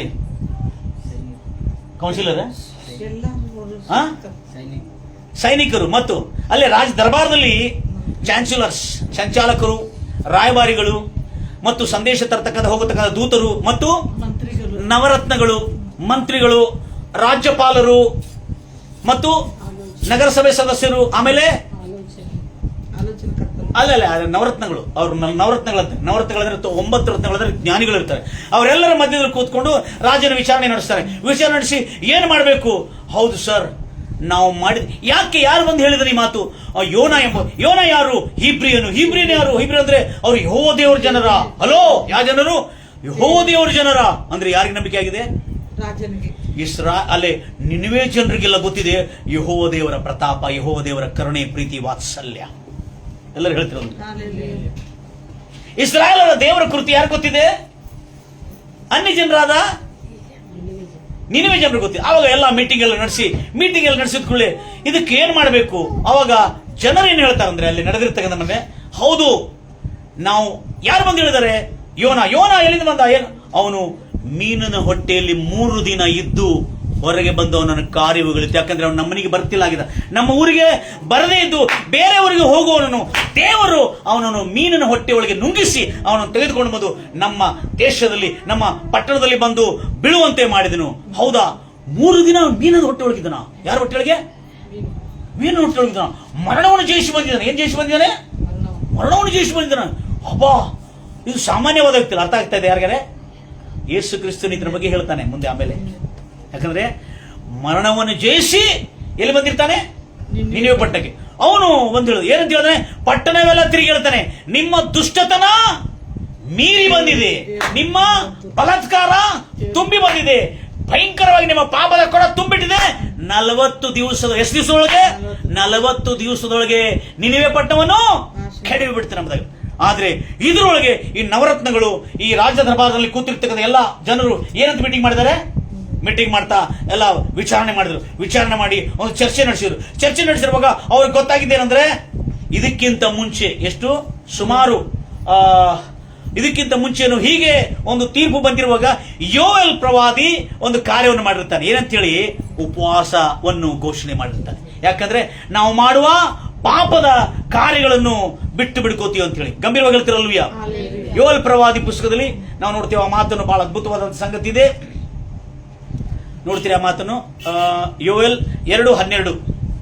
ಯೋಯಲ್ 2:12 ಕ್ರಿಸ್ತ ಪೂರ್ವ 835. 835 ಕಮ್ಸ್ 40. Okay, right. ನೆಕ್ಸ್ಟ್ 40. ಸುಮಾರು ಒಂದು 80 ವರ್ಷಗಳ ಹಿಂದೆ, ಎಲ್ಲಿಂದ? ಯೋನಾ ಕಾಲದಿಂದ 80 ವರ್ಷಗಳ ಹಿಂದೆ ಒಂದು ದೊಡ್ಡ ಘಟನೆ ನಡೆದಿರ್ತದೆ. ಆವಾಗ ಯೋವೇಲ್ ಪ್ರವಾದಿ ಮೂಲಕವಾಗಿ ದೇವರು ಮಾತಾಡಿರುವಾಗ ಅಲ್ಲಿ ಇಸ್ರಾಯೇಲ್ ಜನಾಂಗದ ಮೇಲೆ ಬಹಳ ದೊಡ್ಡ ಆಪತ್ತು ಬರ್ಲಿಕ್ಕಿದೆ. ಏನ್ ಬರ್ಲಿಕ್ಕಿತ್ತು? ಒಂದು ತೀರ್ಪು ಬರ್ಲಿಕ್ಕಿತ್ತು. ಆ ತೀರ್ಪಿಂದ ತಪ್ಪಿಸಿಕೊಳ್ಳೋದಕ್ಕಾಗಿ ಪ್ರವಾದಿಯಾದ ಯೋವೇಲ್ ಮೂಲಕವಾಗಿ ದೇವರು ಮಾತಾಡಿದ್ ನೋಡೋಣ. ಏನಂತ ಹೇಳಿದ ನೋಡ್ರಿ. ಹೀಗಿರುವುದರಿಂದ ಈಗ ಕರ್ತನ ಅನ್ನೋದೇನೆಂದರೆ ಪೂರ್ಣ ಹೃದಯದಿಂದಲೂ ನೋಡಿದ್ರೆ ಏನಂತ ಹೇಳ್ತಾನೆ? ಈತನಿಗೆ ಎಲ್ಲಿಂದ ಐಡಿಯಾ ಸಿಕ್ಕಿದೆಯಲ್ಲ? ಯೆಹೋವ ದೇವ ಜನಾಂಗದವರು ಇದನ್ನು ಹೇಗೆ ಮೇಂಟೈನ್ ಮಾಡಿದ್ದಾರೆ, ಹೇಗೆ ಅವರು ಕೋಪದಿಂದ ತಪ್ಪಿಸಿಕೊಂಡಿದ್ದಾರೆ. ಒಂದು ತೀರ್ಪು ಬಂತು. ಆಗ ಈ ರೀತಿಯಾದಂತಹ ಮಹಾ ತೀರ್ಪಿಂದ ನಾವು ತಪ್ಪಿಸಿಕೊಳ್ಬೇಕಾದ್ರೆ ಏನ್ ಮಾಡಬೇಕು? ಪೂರ್ಣ ಹೃದಯದಿಂದಲೂ ಉಪವಾಸದಿಂದಲೂ ಏನು ಕೋಲಾಟದಿಂದಲೂ ನಮ್ಮ ಹೃದಯವನ್ನು ಹರಿದು ಕೋಲಾಟದಿಂದಲೂ ಏನು ದೇವರ ಕಡೆಗೆ ತಿರುಗಿಕೊಳ್ಳಿರಿ. ನಿಮ್ಮ ಬಟ್ಟೆಗಳನ್ನೆಲ್ಲ ಹರಿದುಕೊಳ್ಳುವುದು, ನಿಮ್ಮ ಹೃದಯವನ್ನು ಹರಿದುಕೊಂಡು ನಿಮ್ಮ ದೇವರಾದ ಕರ್ತನ. ಉಪವಾಸ ಅಂದ್ರೆ ಏನ್ರಿ? ಹಲೋ, ಖಾಲಿ ಎಲ್ಲರಿಗೂ ಹೇಳೋದಲ್ಲ ಉಪವಾಸ ಮಾಡಿದೆ ಅಂತ ಹೇಳಿ. ನಮ್ಮಲ್ಲಿ ಮಾರ್ಪಾಟ ಬರುವುದೇ ಉಪವಾಸ. ಇದನ್ನು ಯಾರು ಮೀಟಿಂಗ್ ಮಾಡಿದ್ದಾರೆ? ನಿನ್ವೆ ಪಟ್ಟಣದವರೆಲ್ಲ ಮೀಟಿಂಗ್ ಮಾಡಿಕೊಂಡಿದ್ರು. ಎಲ್ಲ ನವರತ್ನಗಳೆಲ್ಲ ವಿಚಾರಣೆ ನಡೆಸಿದ್ರು. ಹೆಂಗ್ ಮಾಡೋಣ ಅಂದ್ರೆ, ಇವ್ರು ಏನ್ ಮಾಡಿದಾರೆ ಅಂದ್ರೆ ಯೋಯಲ್ ಪ್ರವಾದಿ ಕಾಲದಲ್ಲಿ ಬಂದಿರತಕ್ಕಂತ ಸಮಸ್ಯೆಯನ್ನು ಹೇಗೆ ಅವರು ಕ್ಯಾರಿ ಓವರ್ ಮಾಡಿದ್ರೆ, ಹೇಗೆ ಅವ್ರು ತಪ್ಪಿಸ್ಕೊಂಡಿದ್ರೆ ಮುಂದೆ ಉತ್ತರಮ್ಮ. ಎಂತವನಾತನು? ನಾವು ಉಪವಾಸದಿಂದ ನಮ್ಮ ದೇಹವನ್ನೆಲ್ಲ ಕ್ಷೀಣಿಸಿ, ನಮ್ಮ ದೇಹದಲ್ಲಿ ಇರ್ತಕ್ಕಂಥ ಕೊಬ್ಬಿನಂಶವು, ಗರ್ವ ಅಹಂಕಾರದಿಂದ ತುಂಬಿರ್ತಕ್ಕಂಥ ಶರೀರಾಶೆ, ಕಣ್ಣಿನಾಶೆ, ಇದನ್ನೆಲ್ಲ ಸುಟ್ಟೋಗ್ಬೇಕಾದ್ರೆ ಉಪವಾಸದಿಂದ ಇರೋದಾದ್ರೆ ಆತನು ದಯವುಳ್ಳವನು. ಎಂತವನು? ಕನಿಕರವುಳ್ಳವನು, ದಯವುಳ್ಳವನು, ದೀರ್ಘ ಶಾಂತಿ ಉಳ್ಳವನು, ಮಹಾಕೃಪೆ ಉಳ್ಳವನು. ಏನು? ಕೇಡು ನಮಗೆ ಆಗದಂತೆ, ಕೇಡು ವಿಷಯದಲ್ಲಿ ದುಃಖ ಪಡುವನು. ಏನು ವಿಷಯದಲ್ಲಿ? ಕೇಡು ವಿಷಯದಲ್ಲಿ ದುಃಖ ಪಡುವವನು, ಏರ್ಪಡುವನು. ಪ್ರಿಯ ಸಹೋದರಿ ಸಹೋದರೇ, ಅದರ ಬಹಳ ಜಾಗ್ರತೆಯಿಂದ ಒಂದೊಂದು ಕಾರ್ಯಗಳು ನಾವು ಗಮನಿಸಿರುವಾಗ ಅದ್ಭುತವಾದಂತಹ ಸಂಗತಿಗಳು ನಿಮಗೆ ನಾನು ತಿಳಿಸಲಿಕ್ಕೆ ಬಯಸ್ತಾನೆ. ಇಂಗ್ಲಿಷ್ ಬೈಬಲ್ ನಲ್ಲಿ ಆ ಲೆಂಟ್ ಅನ್ನೋ ಪದ ರಿಲೆಂಟ್ ಎಂಬುದಾಯ್ತು. ನಾನು ಗಮನಿಸ್ತೀನಿ ಎಲ್ಲರೂ, ನನ್ನ ಪ್ರಿಯ ಸಹೋದರಿ ಸಹೋದರೇ, ಒಂದು ವೇಳೆ ದೇವರು ಅಲ್ಲ, ಅದರೊಳಗೆ ಉಲ್ಟಾ ಕಾಣಿಸ್ತೈತಿ. Praise Lord Jesus. English Bible ನಲ್ಲಿ ಯೋನ ಪುಸ್ತಕ 3ನೇ ಅಧ್ಯಾಯ 7ನೇ ವಚನದಲ್ಲಿ ಬರೆಯಲ್ಪಟ್ಟಿದೆ. ಎಲ್ಲರೂ ಕೂಡಿ ತೀರ್ಮಾನ ಮಾಡಿ, ಒಂದು ವೇಳೆ ನಾವು ಉಪವಾಸ ಮಾಡಿ ನಮ್ಮ ಹೃದಯವನ್ನು ಚೂರು ಚೂರಾಗಿ ಮಾಡಿ, ನಮ್ಮ ಶರೀರದ ಆಸೆ, ಕಣ್ಣಿನ ಆಸೆ ಸುಟ್ಟೋಗುವಂತೆ ಮಾಡಿ, ದೇವರ ಕಡೆ ಗೋಳಾಡಿ ನಮ್ಮ ದುರ್ಮಾರ್ಗತನವನ್ನು ಬಿಟ್ಟು ತಿರುಗಿಕೊಂಡ್ರೆ ದೇವರು ರಿಲೆಂಟ್ ಆಗಿ ನಮ್ಮನ್ನು ಕಾಪಾಡುತ್ತಾನೆ, ನಮ್ಮನ್ನು ಶಿಕ್ಷೆ ಬರದಂತೆ ನಮ್ಮನ್ನು ನೋಡಿಕೊಳ್ತಾನೆ ಅನ್ನತಕ್ಕಂತ ನಿನಿವೆ ಜನರಿಗೆ ನಂಬಿಕೆ ಆಯಿತು. ಹಲ್ಲೆಲೂಯಾ. ಅವರು ಮಾಡಿರುವ ತೀರ್ಮಾನ ಹೇಗೆ ಲೆಂಟ್ ಕಂಡಕ್ಟ್ ಮಾಡಿದ್ದಾರೆ ಅಂತ. ಯಾಕಂದ್ರೆ ಇವರು ಕ್ರಿಸ್ತ ಪೂರ್ವ, ಯಾರು? ಈ ಯೋಯಲ್ ಪ್ರವಾದಿ ಪುಸ್ತಕ, ಯೋಯಲ್ ಪ್ರವಾದಿ ಘಟನೆ ನಡೆದಿದೆ. ಯಾಕಂದ್ರೆ ಕ್ರಿಸ್ತ ಪೂರ್ವ 835, ಕ್ರಿಸ್ತ ಪೂರ್ವ 835 ಓಕೆ 25 25 25 ಮತ್ತು 6 ಸುಮಾರು 40 ಸುಮಾರು 65 ವರ್ಷಗಳ ಮಧ್ಯದಲ್ಲಿ ಅವಧಿಯಲ್ಲಿ ಯೋನ ಘಟನೆ ನಡೀಲಿಕ್ಕೆ ಮುಂಚೆ 65 ವರ್ಷಗಳ ಹಿಂದೆ ಯೋಯಲ್ ಪ್ರವಾದಿಯ ಕಾಲದಲ್ಲಿ ನಡೆದಿರ್ತಕ್ಕಂಥ ಒಂದು ಘಟನೆ. ಆತನೇನಂತಾನೆ? ದೇವರ ಆತನೊಂದಿಗೆ ಮಾತಾಡ್ತಾನೆ, ಅವರೊಂದಿಗೆ ಮಾತಾಡ್ತಾನೆ, ನೀವು ನಿಜವಾಗಲೂ ಕಠಿಣ ಉಪವಾಸವನ್ನು ಮಾಡಿ ನಿಮ್ಮ ಹೃದಯವನ್ನು ಸೀಳಿ ಎಲ್ಲಾ ಕೆಟ್ಟತನನ್ನು ಬಿಟ್ಟು ತಿರುಗಿಕೊಂಡ್ರೆ ದೇವರು ಕರುಣಾಮಯನು, ದಯಾಪರನು, ಕೃಪಾಪರನು. ಆತನು ಕೇಡು ಮಾಡೋದ್ರಿಂದ ದುಃಖ ಪಡುತ್ತಾನೆ. ಇದಕ್ಕೆ ದುಃಖ ಪಡುವುದಂದ್ರೆ ನೀವು ಆತನ ಸಿಲುವೆ ಮೇಲೆ ದುಃಖ ಪಡೋದಿಲ್ಲ, ಆತನು ನಿಮಗಾಗಿ ತಾನು ಸಿಲುವೆ ಮೇಲೆ ದುಃಖ ಪಟ್ಟಿದ್ದಾನೆ. Price Lord Jesus. ಗಂಭೀರವಾಗಿ ಹೇಳ್ತೀರಲ್ವಿಯಾ? ಅದಕ್ಕಾಗಿ ನನ್ನ ಪ್ರಿಯ ಸಹೋದರಿ, ಅವನು ಅರಸನಿಂದಲೂ ತನ್ನ ಶ್ರೇಷ್ಠರಿಂದಲೂ ನೋಡ್ರಿ, ಅರಸನಿಂದಲೂ ತನ್ನ ಶ್ರೇಷ್ಠರಿಂದಲೂ ನವರತ್ನಗಳಿಂದಲೂ ಮಂತ್ರಿಗಳಿಂದಲೂ ತನ್ನ ಅಧಿಕಾರಿಗಳಿಂದಲೂ ಆದ ನಿರ್ಣಯವನ್ನು ನಿನಿವೆಯಲ್ಲಿ ಸಾರಿ. ಯಾರು? ಯೋನ ಸಾರಿದಾಯ್ತು. ಈಗ ಅರಸರಿಂದ ಫರ್ಮಾನ್ ಜಾರಿ ಮಾಡಿದಾನೆ, ಆರ್ಡರ್ ಪಾಸ್ ಮಾಡಿದಾನೆ. ಏನಂತೇಳಿ? ಡಿಕ್ರಿ. ಇದು ಆರ್ಡರ್ ಪಾಸ್ ಮಾಡಿದಾನೆ. ನಿನಿವೆಯಲ್ಲಿರುವ ಮನುಷ್ಯನಾಗಲಿ ಪ್ರಾಣಿ ಪಶುಗಳಾಗಲಿ ರುಚಿ ನೋಡಬಾರದು, ನೀರು ಕುಡಿಬಾರದು, ಅನ್ನವನ್ನು ಸೇವಿಸಬಾರದು. ಇದರಿಂದ ನಮ್ಮ ದುರ್ಮಾರ್ಗತನವನ್ನು ಬಿಟ್ಟು ದೇವರ ಕಡೆ ತಿರುಗಿಕೊಂಡ್ರೆ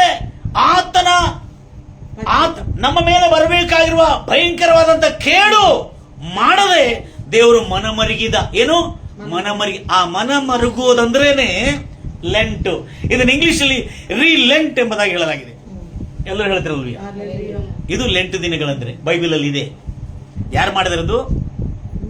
ಪಾಪದಲ್ಲಿದ್ದಂತ ನಾಶವಾಗುತ್ತಿರತಕ್ಕಂತ ಅನ್ಯ ಜನಾಂಗದವರು ದೇವರಿಂದ ಬಂದಿರತಕ್ಕಂಥ ಉಪಾಯವನ್ನು ತೆಗೆದುಕೊಂಡು ಅನ್ಯ ಜನಾಂಗದವರು ತೀರ್ಮಾನ ಮಾಡಿದರೆ ನಿಜವಾಗಲೂ ಯೆಹೋವ ದೇವರು ಹೇಳಿದ ನಿಜ ಪ್ರವಾದಿ ಮೂಲಕವಾಗಿ. ಯಾಕಂದ್ರೆ ನಾವು ಮಾಡಿದ ಅಪರಾಧ ನಿಜ, ನಾವು ದುರ್ಮಾರ್ಗಿಗಳು ನಿಜ, ನಾವು ಕೇಡು ಮಾಡಿದ ನಿಜ, ಮತ್ತು ನಮಗೆ ಬಂದಿರುವ ಶಿಕ್ಷೆನೂ ನಿಜ. ಆದರೆ ಒಂದು ವಿಷಯದಲ್ಲಿ ನಾನು ನಿಮ್ಗೆ ಗಮನಿಸಿ ಹೇಳಬೇಕು, ನಿಜವಾಗಲೂ ಇಸ್ರಾಯೇಲರ ದೇವರು ಕರುಣಾಮಯನು ಎಂಬುದಾಗಿ ತಿಳಿದುಕೊಂಡವರು. ಹಲ್ಲೆಲೂಯಾ. ಯಾಕೆ ಗೊತ್ತಿದೆ? ಎದಕ್ಕೆ ಕರುಣಾಮಯ ಅಂತ ಹೇಳಿದ್ರೆ ಗೊತ್ತಿದ್ದವರು? 40 ದಿನಗಳು ಅವ್ರಿಗೆ ಅವಕಾಶ ಕೊಟ್ಟಿದ್ದಾನೆ ಮನಸ್ಸು ತಿರುಗಿಕೊಳ್ಳೋದಕ್ಕಾಗಿ. ಹಲೋ, ಏನು 40 ದಿನಗಳು ಅವಕಾಶ ತಗೊಂಡಿದ್ದಾನೆ, ಅವಕಾಶ ಕೊಟ್ಟಿದ್ದಾನೆ ಅವ್ರಿಗೆ. ಇನ್ನು ನೀವು ಈಗಲಾದರೂ ಮನಸ್ಸು ತಿರುಗಿಕೊಳ್ಳ್ರಿ ಎಂಬುದಾಗಿ. ಅಲ್ಲೇ ಸಾರಿ ಹೇಳಿಲ್ಲ, ಅವರ ಮನಸ್ಸಿನಲ್ಲಿ ಅವರೇ ಮನಸ್ಸು ತಿರುಗಿಕೊಂಡಿದ್ದಾರೆ.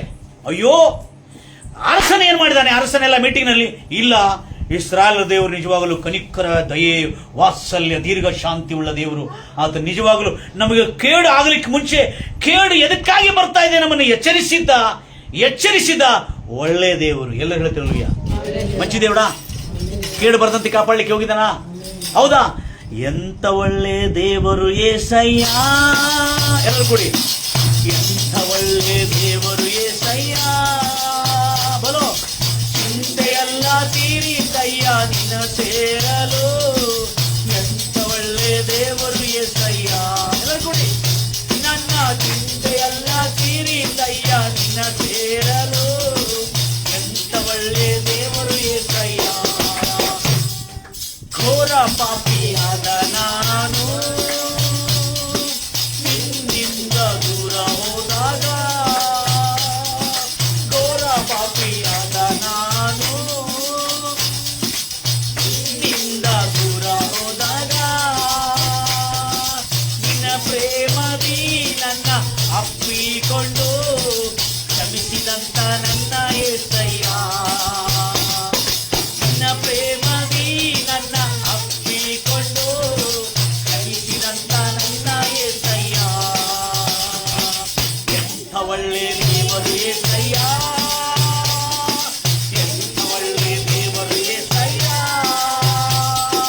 ಚಿಂತೆಯಲ್ಲ ತೀರಿತಯ್ಯ ನಿನ್ನ ಸೇರಲು.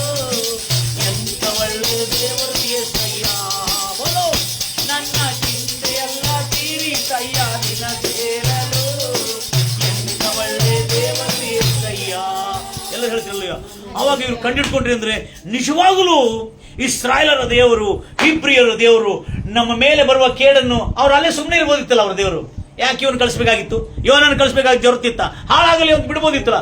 ಆದ್ರೆ ದೇವರು ಅವರ ಮೇಲೆ ಎಷ್ಟು ಕರುಣೆ ಇಟ್ಟಿದ್ದಾನೆ, ಎಷ್ಟು ಪ್ರೀತಿ ಇಟ್ಟಿದ್ರೆ, ಯಾರು ನಾಶವಾಗುವುದು ಪರಲೋಕದಲ್ಲಿರುವಂತ ನಮ್ಮ ತಂದೆ ಚಿತ್ತ ಅಲ್ಲ. ಒಬ್ಬನಾದ್ರೂ ನಾಶವಾಗೋದು ಪರಲೋಕದಲ್ಲಿರುವಂತ ನಮ್ಮ ತಂದೆ ಚಿತ್ತ ಇಲ್ಲ. ಎಲ್ಲರೂ ನಂಬಿ ನಿತ್ಯ ಜೀವ ಪಡ್ಕೊಂಡು ರಕ್ಷಣೆ ಹೊಂದಬೇಕು. ಅದಕ್ಕಾಗಿ ನಿನವೆ ಪಟ್ಟಣದವರು ಎಲ್ಲರೂ ಆ ಮಾತನ್ನು ನಂಬಿ ಅರಸನು ಹೇಳಿರ್ತಕ್ಕಂಥ ಮಾತಿಗೆ ತಕ್ಕಂತೆ ಎಲ್ಲರೂ ಕಠಿಣ ಉಪವಾಸವನ್ನು ಮಾಡಿ ದೇವರ ಸಮ್ಮುಖದಲ್ಲಿ ಆ ಉಪವಾಸದಲ್ಲಿ ಅವರ ಕೆಡುಕತನವನ್ನು ಬಿಟ್ಟು ಆ 40 ದಿನಗಳೇನಿತ್ತಲ್ಲ, ಆ 40 ದಿನಗಳು ಕೃಪಾ ದಿನಗಳು. ಎಂತ ದಿನಗಳು? ಕರುಣೆ ದಿನಗಳು. ಅವರಿಗೆ ಮಾರ್ಪಾಟ ಆಗೋದಕ್ಕಾಗಿ ಏನ್ ಮಾಡಿದ್ದಾನೆ ದೇವರು? ಅವಕಾಶ ಕೊಟ್ಟಿದ್ದಾನೆ. ಅಂದ್ರೆ ದೇವರು ಒಳ್ಳೆ ದೇವರೇನಿಲ್ಲ, ನಾಶ ಮಾಡ್ಲಿಕ್ಕೆ ಹೇಳಿದಾನೆ. I always show there is goodness in the God. ನಾನು ಯಾವತ್ತೂ ದೇವರಲ್ಲಿ ಒಳ್ಳೆತನವನ್ನೇ ತೋರಿಸ್ತೇನೆ. ಯಾಕಂದ್ರೆ ನಾನು ಫಿಕ್ಸ್ ಆಗಿಬಿಟ್ಟಿದ್ದೆ, ನಮ್ಮ ದೇವರು ಒಳ್ಳೆಯದು. ಯಾರು ಏನು ಬಂದ್ರು ಕೇಡು ಎದರಿಂದ ಬರ್ತದೆ ನಮ್ಮದು. ಆದ್ರೆ ನಮಗೆ ಕೇಡು ಬರ್ಲಿಕ್ಕೆ ಮುಂಚೆ ನಿನವೆ ಜನರನ್ನು ರಕ್ಷಿಸೋದಕ್ಕಾಗಿ ಹೇಗೆ ಕಳಿಸಿದ, ಅದು ಎಷ್ಟೋ ಸಾರಿ ನಾನು ಅವ್ರ ಕಡೆ ಹೋಗಿ ಎಲ್ಲೆಲ್ಲಿ ಸ್ವಾರ್ಥ ಸಾಲಿಗೆ ಹೋಗಿದ್ದಲ್ಲ, ಅಲ್ಲಿ ಹೋಗಿರುವಾಗೆಲ್ಲ ಒಂದು ನಿಜವಾಗಲೂ ಒಂದು ಕೇಡಿಂದ ತಪ್ಪಿಸ್ಕೊಳ್ತಾನೆ. ಯಾರು ಕೇಳುವುದಿಲ್ಲ, ಮುಂದೆ ಬರುವ ಕೇಡು ನನಗೆ ಹೇಳಿರುವುದಿಲ್ಲ, ಆದರೆ ಆ ಕೇಡು ಅವನಿಗೆ ನಾಶ ಮಾಡುತ್ತದೆ. ಅಂದ್ರೆ ಅರ್ಥ ಏನು? ಆ ಕೇಡು ಬರ್ಲಿಕ್ಕೆ ಮುಂಚೆ ದೇವರು ತನ್ನ ಸೇವಕರು ನಿಮಗೆ ಮನೆ ಕಳಿಸಿರುವಾಗ ನೀವು ಎಚ್ಚೆತ್ತುಕೊಳ್ರಿ. ದೇವ ಜನರು ಕರೆಕ್ಟಾಗಿ ಯಾರು ದೇವರ ಮಾತನ್ನು ಕೇಳಿ ನಿಮ್ಮ ಹತ್ರ ಪ್ರಸಂಗ ಮಾಡುವಾಗ ನಿಮ್ಮ ಹೃದಯದೊಳಗಿದ್ದದನ್ನು ಹೇಳ್ತಾರಲ್ಲ, ಅದುವೇ ನಿಜವಾದ ದೇವರ ಸೇವಕನು. ಹಲ್ಲೆಲೂಯಾ. ತನ್ನ ಹೃದಯದಲ್ಲಿರುವ ಹೊಟ್ಟೆ ಕಿಚ್ಚನ್ನು ಸಾರುವವನು ದೇವರ ಸೇವಕನಲ್ಲ. ನಿಮ್ಮ ಹೃದಯದಲ್ಲಿರುವ ಅಗತ್ಯಗಳನ್ನು, ನಿಮಗೆ ಬೇಕಾಗಿರುವ ಅಗತ್ಯಗಳು, ನಿಮ್ಮ ದಾಹವನ್ನು ತೀರಿಸುವವನು, ನಿಮ್ಮನ್ನು ಸರಿಪಡಿಸುವ ದೇವರ ವಾಕ್ಯಗಳು ಎಲ್ಲಿಂದ ಬರ್ತದಲ್ಲ, ಅವರೇ ನಿಜವಾದ ದೇವರ ಸೇವಕರು, ದೇವರಿಂದ ಆಯಲ್ಪಟ್ಟವರು. Price Lord Jesus. ಗಂಭೀರವಾಗಿ ಹೇಳ್ತಿಲ್ವ? ಯಾವುದೊಂದು ದೊಡ್ಡ ನಾಶದಿಂದ ದೇವರು ನಿನ್ನ ಇಲ್ಲಿರ್ತಕ್ಕಂಥವ್ರನ್ನ ತಪ್ಪಿಸಿದ್ದಾನೆ ದೇವರು, ನಿಮಗೆ ಗೊತ್ತಿಲ್ಲ ಅದು. ಅದ ಕಾರಣ ದೇವರ ಮಕ್ಕಳೇ, ಆ 40 ಲೆಂಟ್ ದಿನಗಳಲ್ಲಿ ಇವರು ಪ್ರತಿದಿನ ಎಲ್ಲಾ ಕೆಟ್ಟತನವನ್ನು ಬಿಟ್ಟು ದೇವರ ಮುಖ ದರ್ಶನ ಹುಡುಕಲು ಆರಂಭ ಮಾಡಿದರು. ಹೇಗೆ ಮಾಡಿದ್ರೆ ಗೊತ್ತಿದೆ? ಅರಸನು ತನ್ನ ಸಿಂಹಾಸನದ ಮೇಲೆ ಕೂತ್ಕೊಂಡಿರ್ತಿದ್ದೆ, ಅವಾಗ ದರ್ಬಾರ್ ಮೇಲೆ ಕೂತ್ಕೊಂಡಿದ್ದ. ಹಲ್ಲೆಲೂಯಾ. ಈ ಕೆಲ ಜನಕ್ಕೆ ಸೀಟ್ ಸಿಕ್ಕಿದ್ರೆ ಹೆಂಗೆ ಕೂರ್ತಾರೆ ನೋಡಿದ್ರಲ್ಲ? ಅಂದ್ರೆ ಈ ಸೀಟ್ ಅಲ್ಲ, ಮ್ಯಾನೇಜರ್ ಸೀಟ್ ಆಗಲಿ ಅಥವಾ CO ಸೀಟ್ ಆಗಲಿ ಅಥವಾ ಮನೆಯಲ್ಲಿ ಎಲ್ಲದಕ್ಕಿಂತ ದೊಡ್ಡ ಸೀಟ್ ಆಗಲಿ ಸಿಕ್ಕಿದ್ರೆ ಹೆಂಗೆ ಕೊಟ್ಟಿರ್ತಾರೆ? ದರ್ಬಾರ್ ಕೂತ್ರೆ. ನಿನಿವೆ ಅರಸನು ತನ್ನ ರಾಜವಸ್ತ್ರವನ್ನು ತೆಗೆದುಹಾಕಿ ಗೋಣಿ ತೊಟ್ಟನ್ನು ಹಾಕಿಕೊಂಡ. ಹಲ್ಲೆಲೂಯಾ. ಸಿಂಹಾಸನವನ್ನು ಬಿಟ್ಟು ಬೂದಿ ಮೇಲೆ, ಧೂಳಿನ ಮೇಲೆ ಕೂತ್ಕೊಂಡು ಅಯ್ಯ, ನಾವು ದ್ರೋಹಿಗಳು, ಅಪರಾಧಿಗಳು ಕರ್ತನೆ, ನಾವು ಪಾಪಿಗಳು ನಿಜ, ನಾವು ಮಾಡಿದ ಕೆಟ್ಟದ್ದು ನಿಜ ದೇವರೇ. ಇಂದಿನಿಂದ ನಾವು ಆ ಕೆಟ್ಟದನ್ನು ಬಿಟ್ಟು ನಿನ್ನನ್ನೇ ಹುಡುಕುತ್ತೇವೆ. ನನ್ನ ಪ್ರಜೆಗಳು ಎಲ್ಲ ಹೇಳಿದ್ರೆ ಅಲ್ವಯ್ಯ. 2ನೇ ಪೂರ್ವಕಾಲ 7ನೇ 14ನೇ ಬರಲಿಬಿಟ್ಟಿದೆ. ನನ್ನವರೆಂದು ಕರೆಯಲ್ಪಟ್ಟ ನನ್ನ ಜನರು ತಮ್ಮನ್ನು ತಗ್ಗಿಸಿಕೊಂಡು ಮೊದಲು ಏನು ಬರಬೇಕು? తగ్గింపు రావాలా. ఎంత గర్వం చూసిన దానికి. ఆమె కదక్క ఉండేది, అనేదానికి ఉండదు ಗರ್ವ. ಆಮೇಲೆ ಕೊಂಡೆ ನಾವು ಒಂದು ಮನೆಗೆ ಹೋಗಿ ಕುಂತಿರುವಾಗ ಯಾವಾಗ ನೋಡ್ರಿ ಆ ಮನೆಯಲ್ಲಿ ಯಾವಾಗ ನೋಡ್ರಿ ಬೇರೆಯವ್ರ ಬಗ್ಗೆ ಕೆಟ್ಟದೇ ಮಾತಾಡ್ತಾರೆ.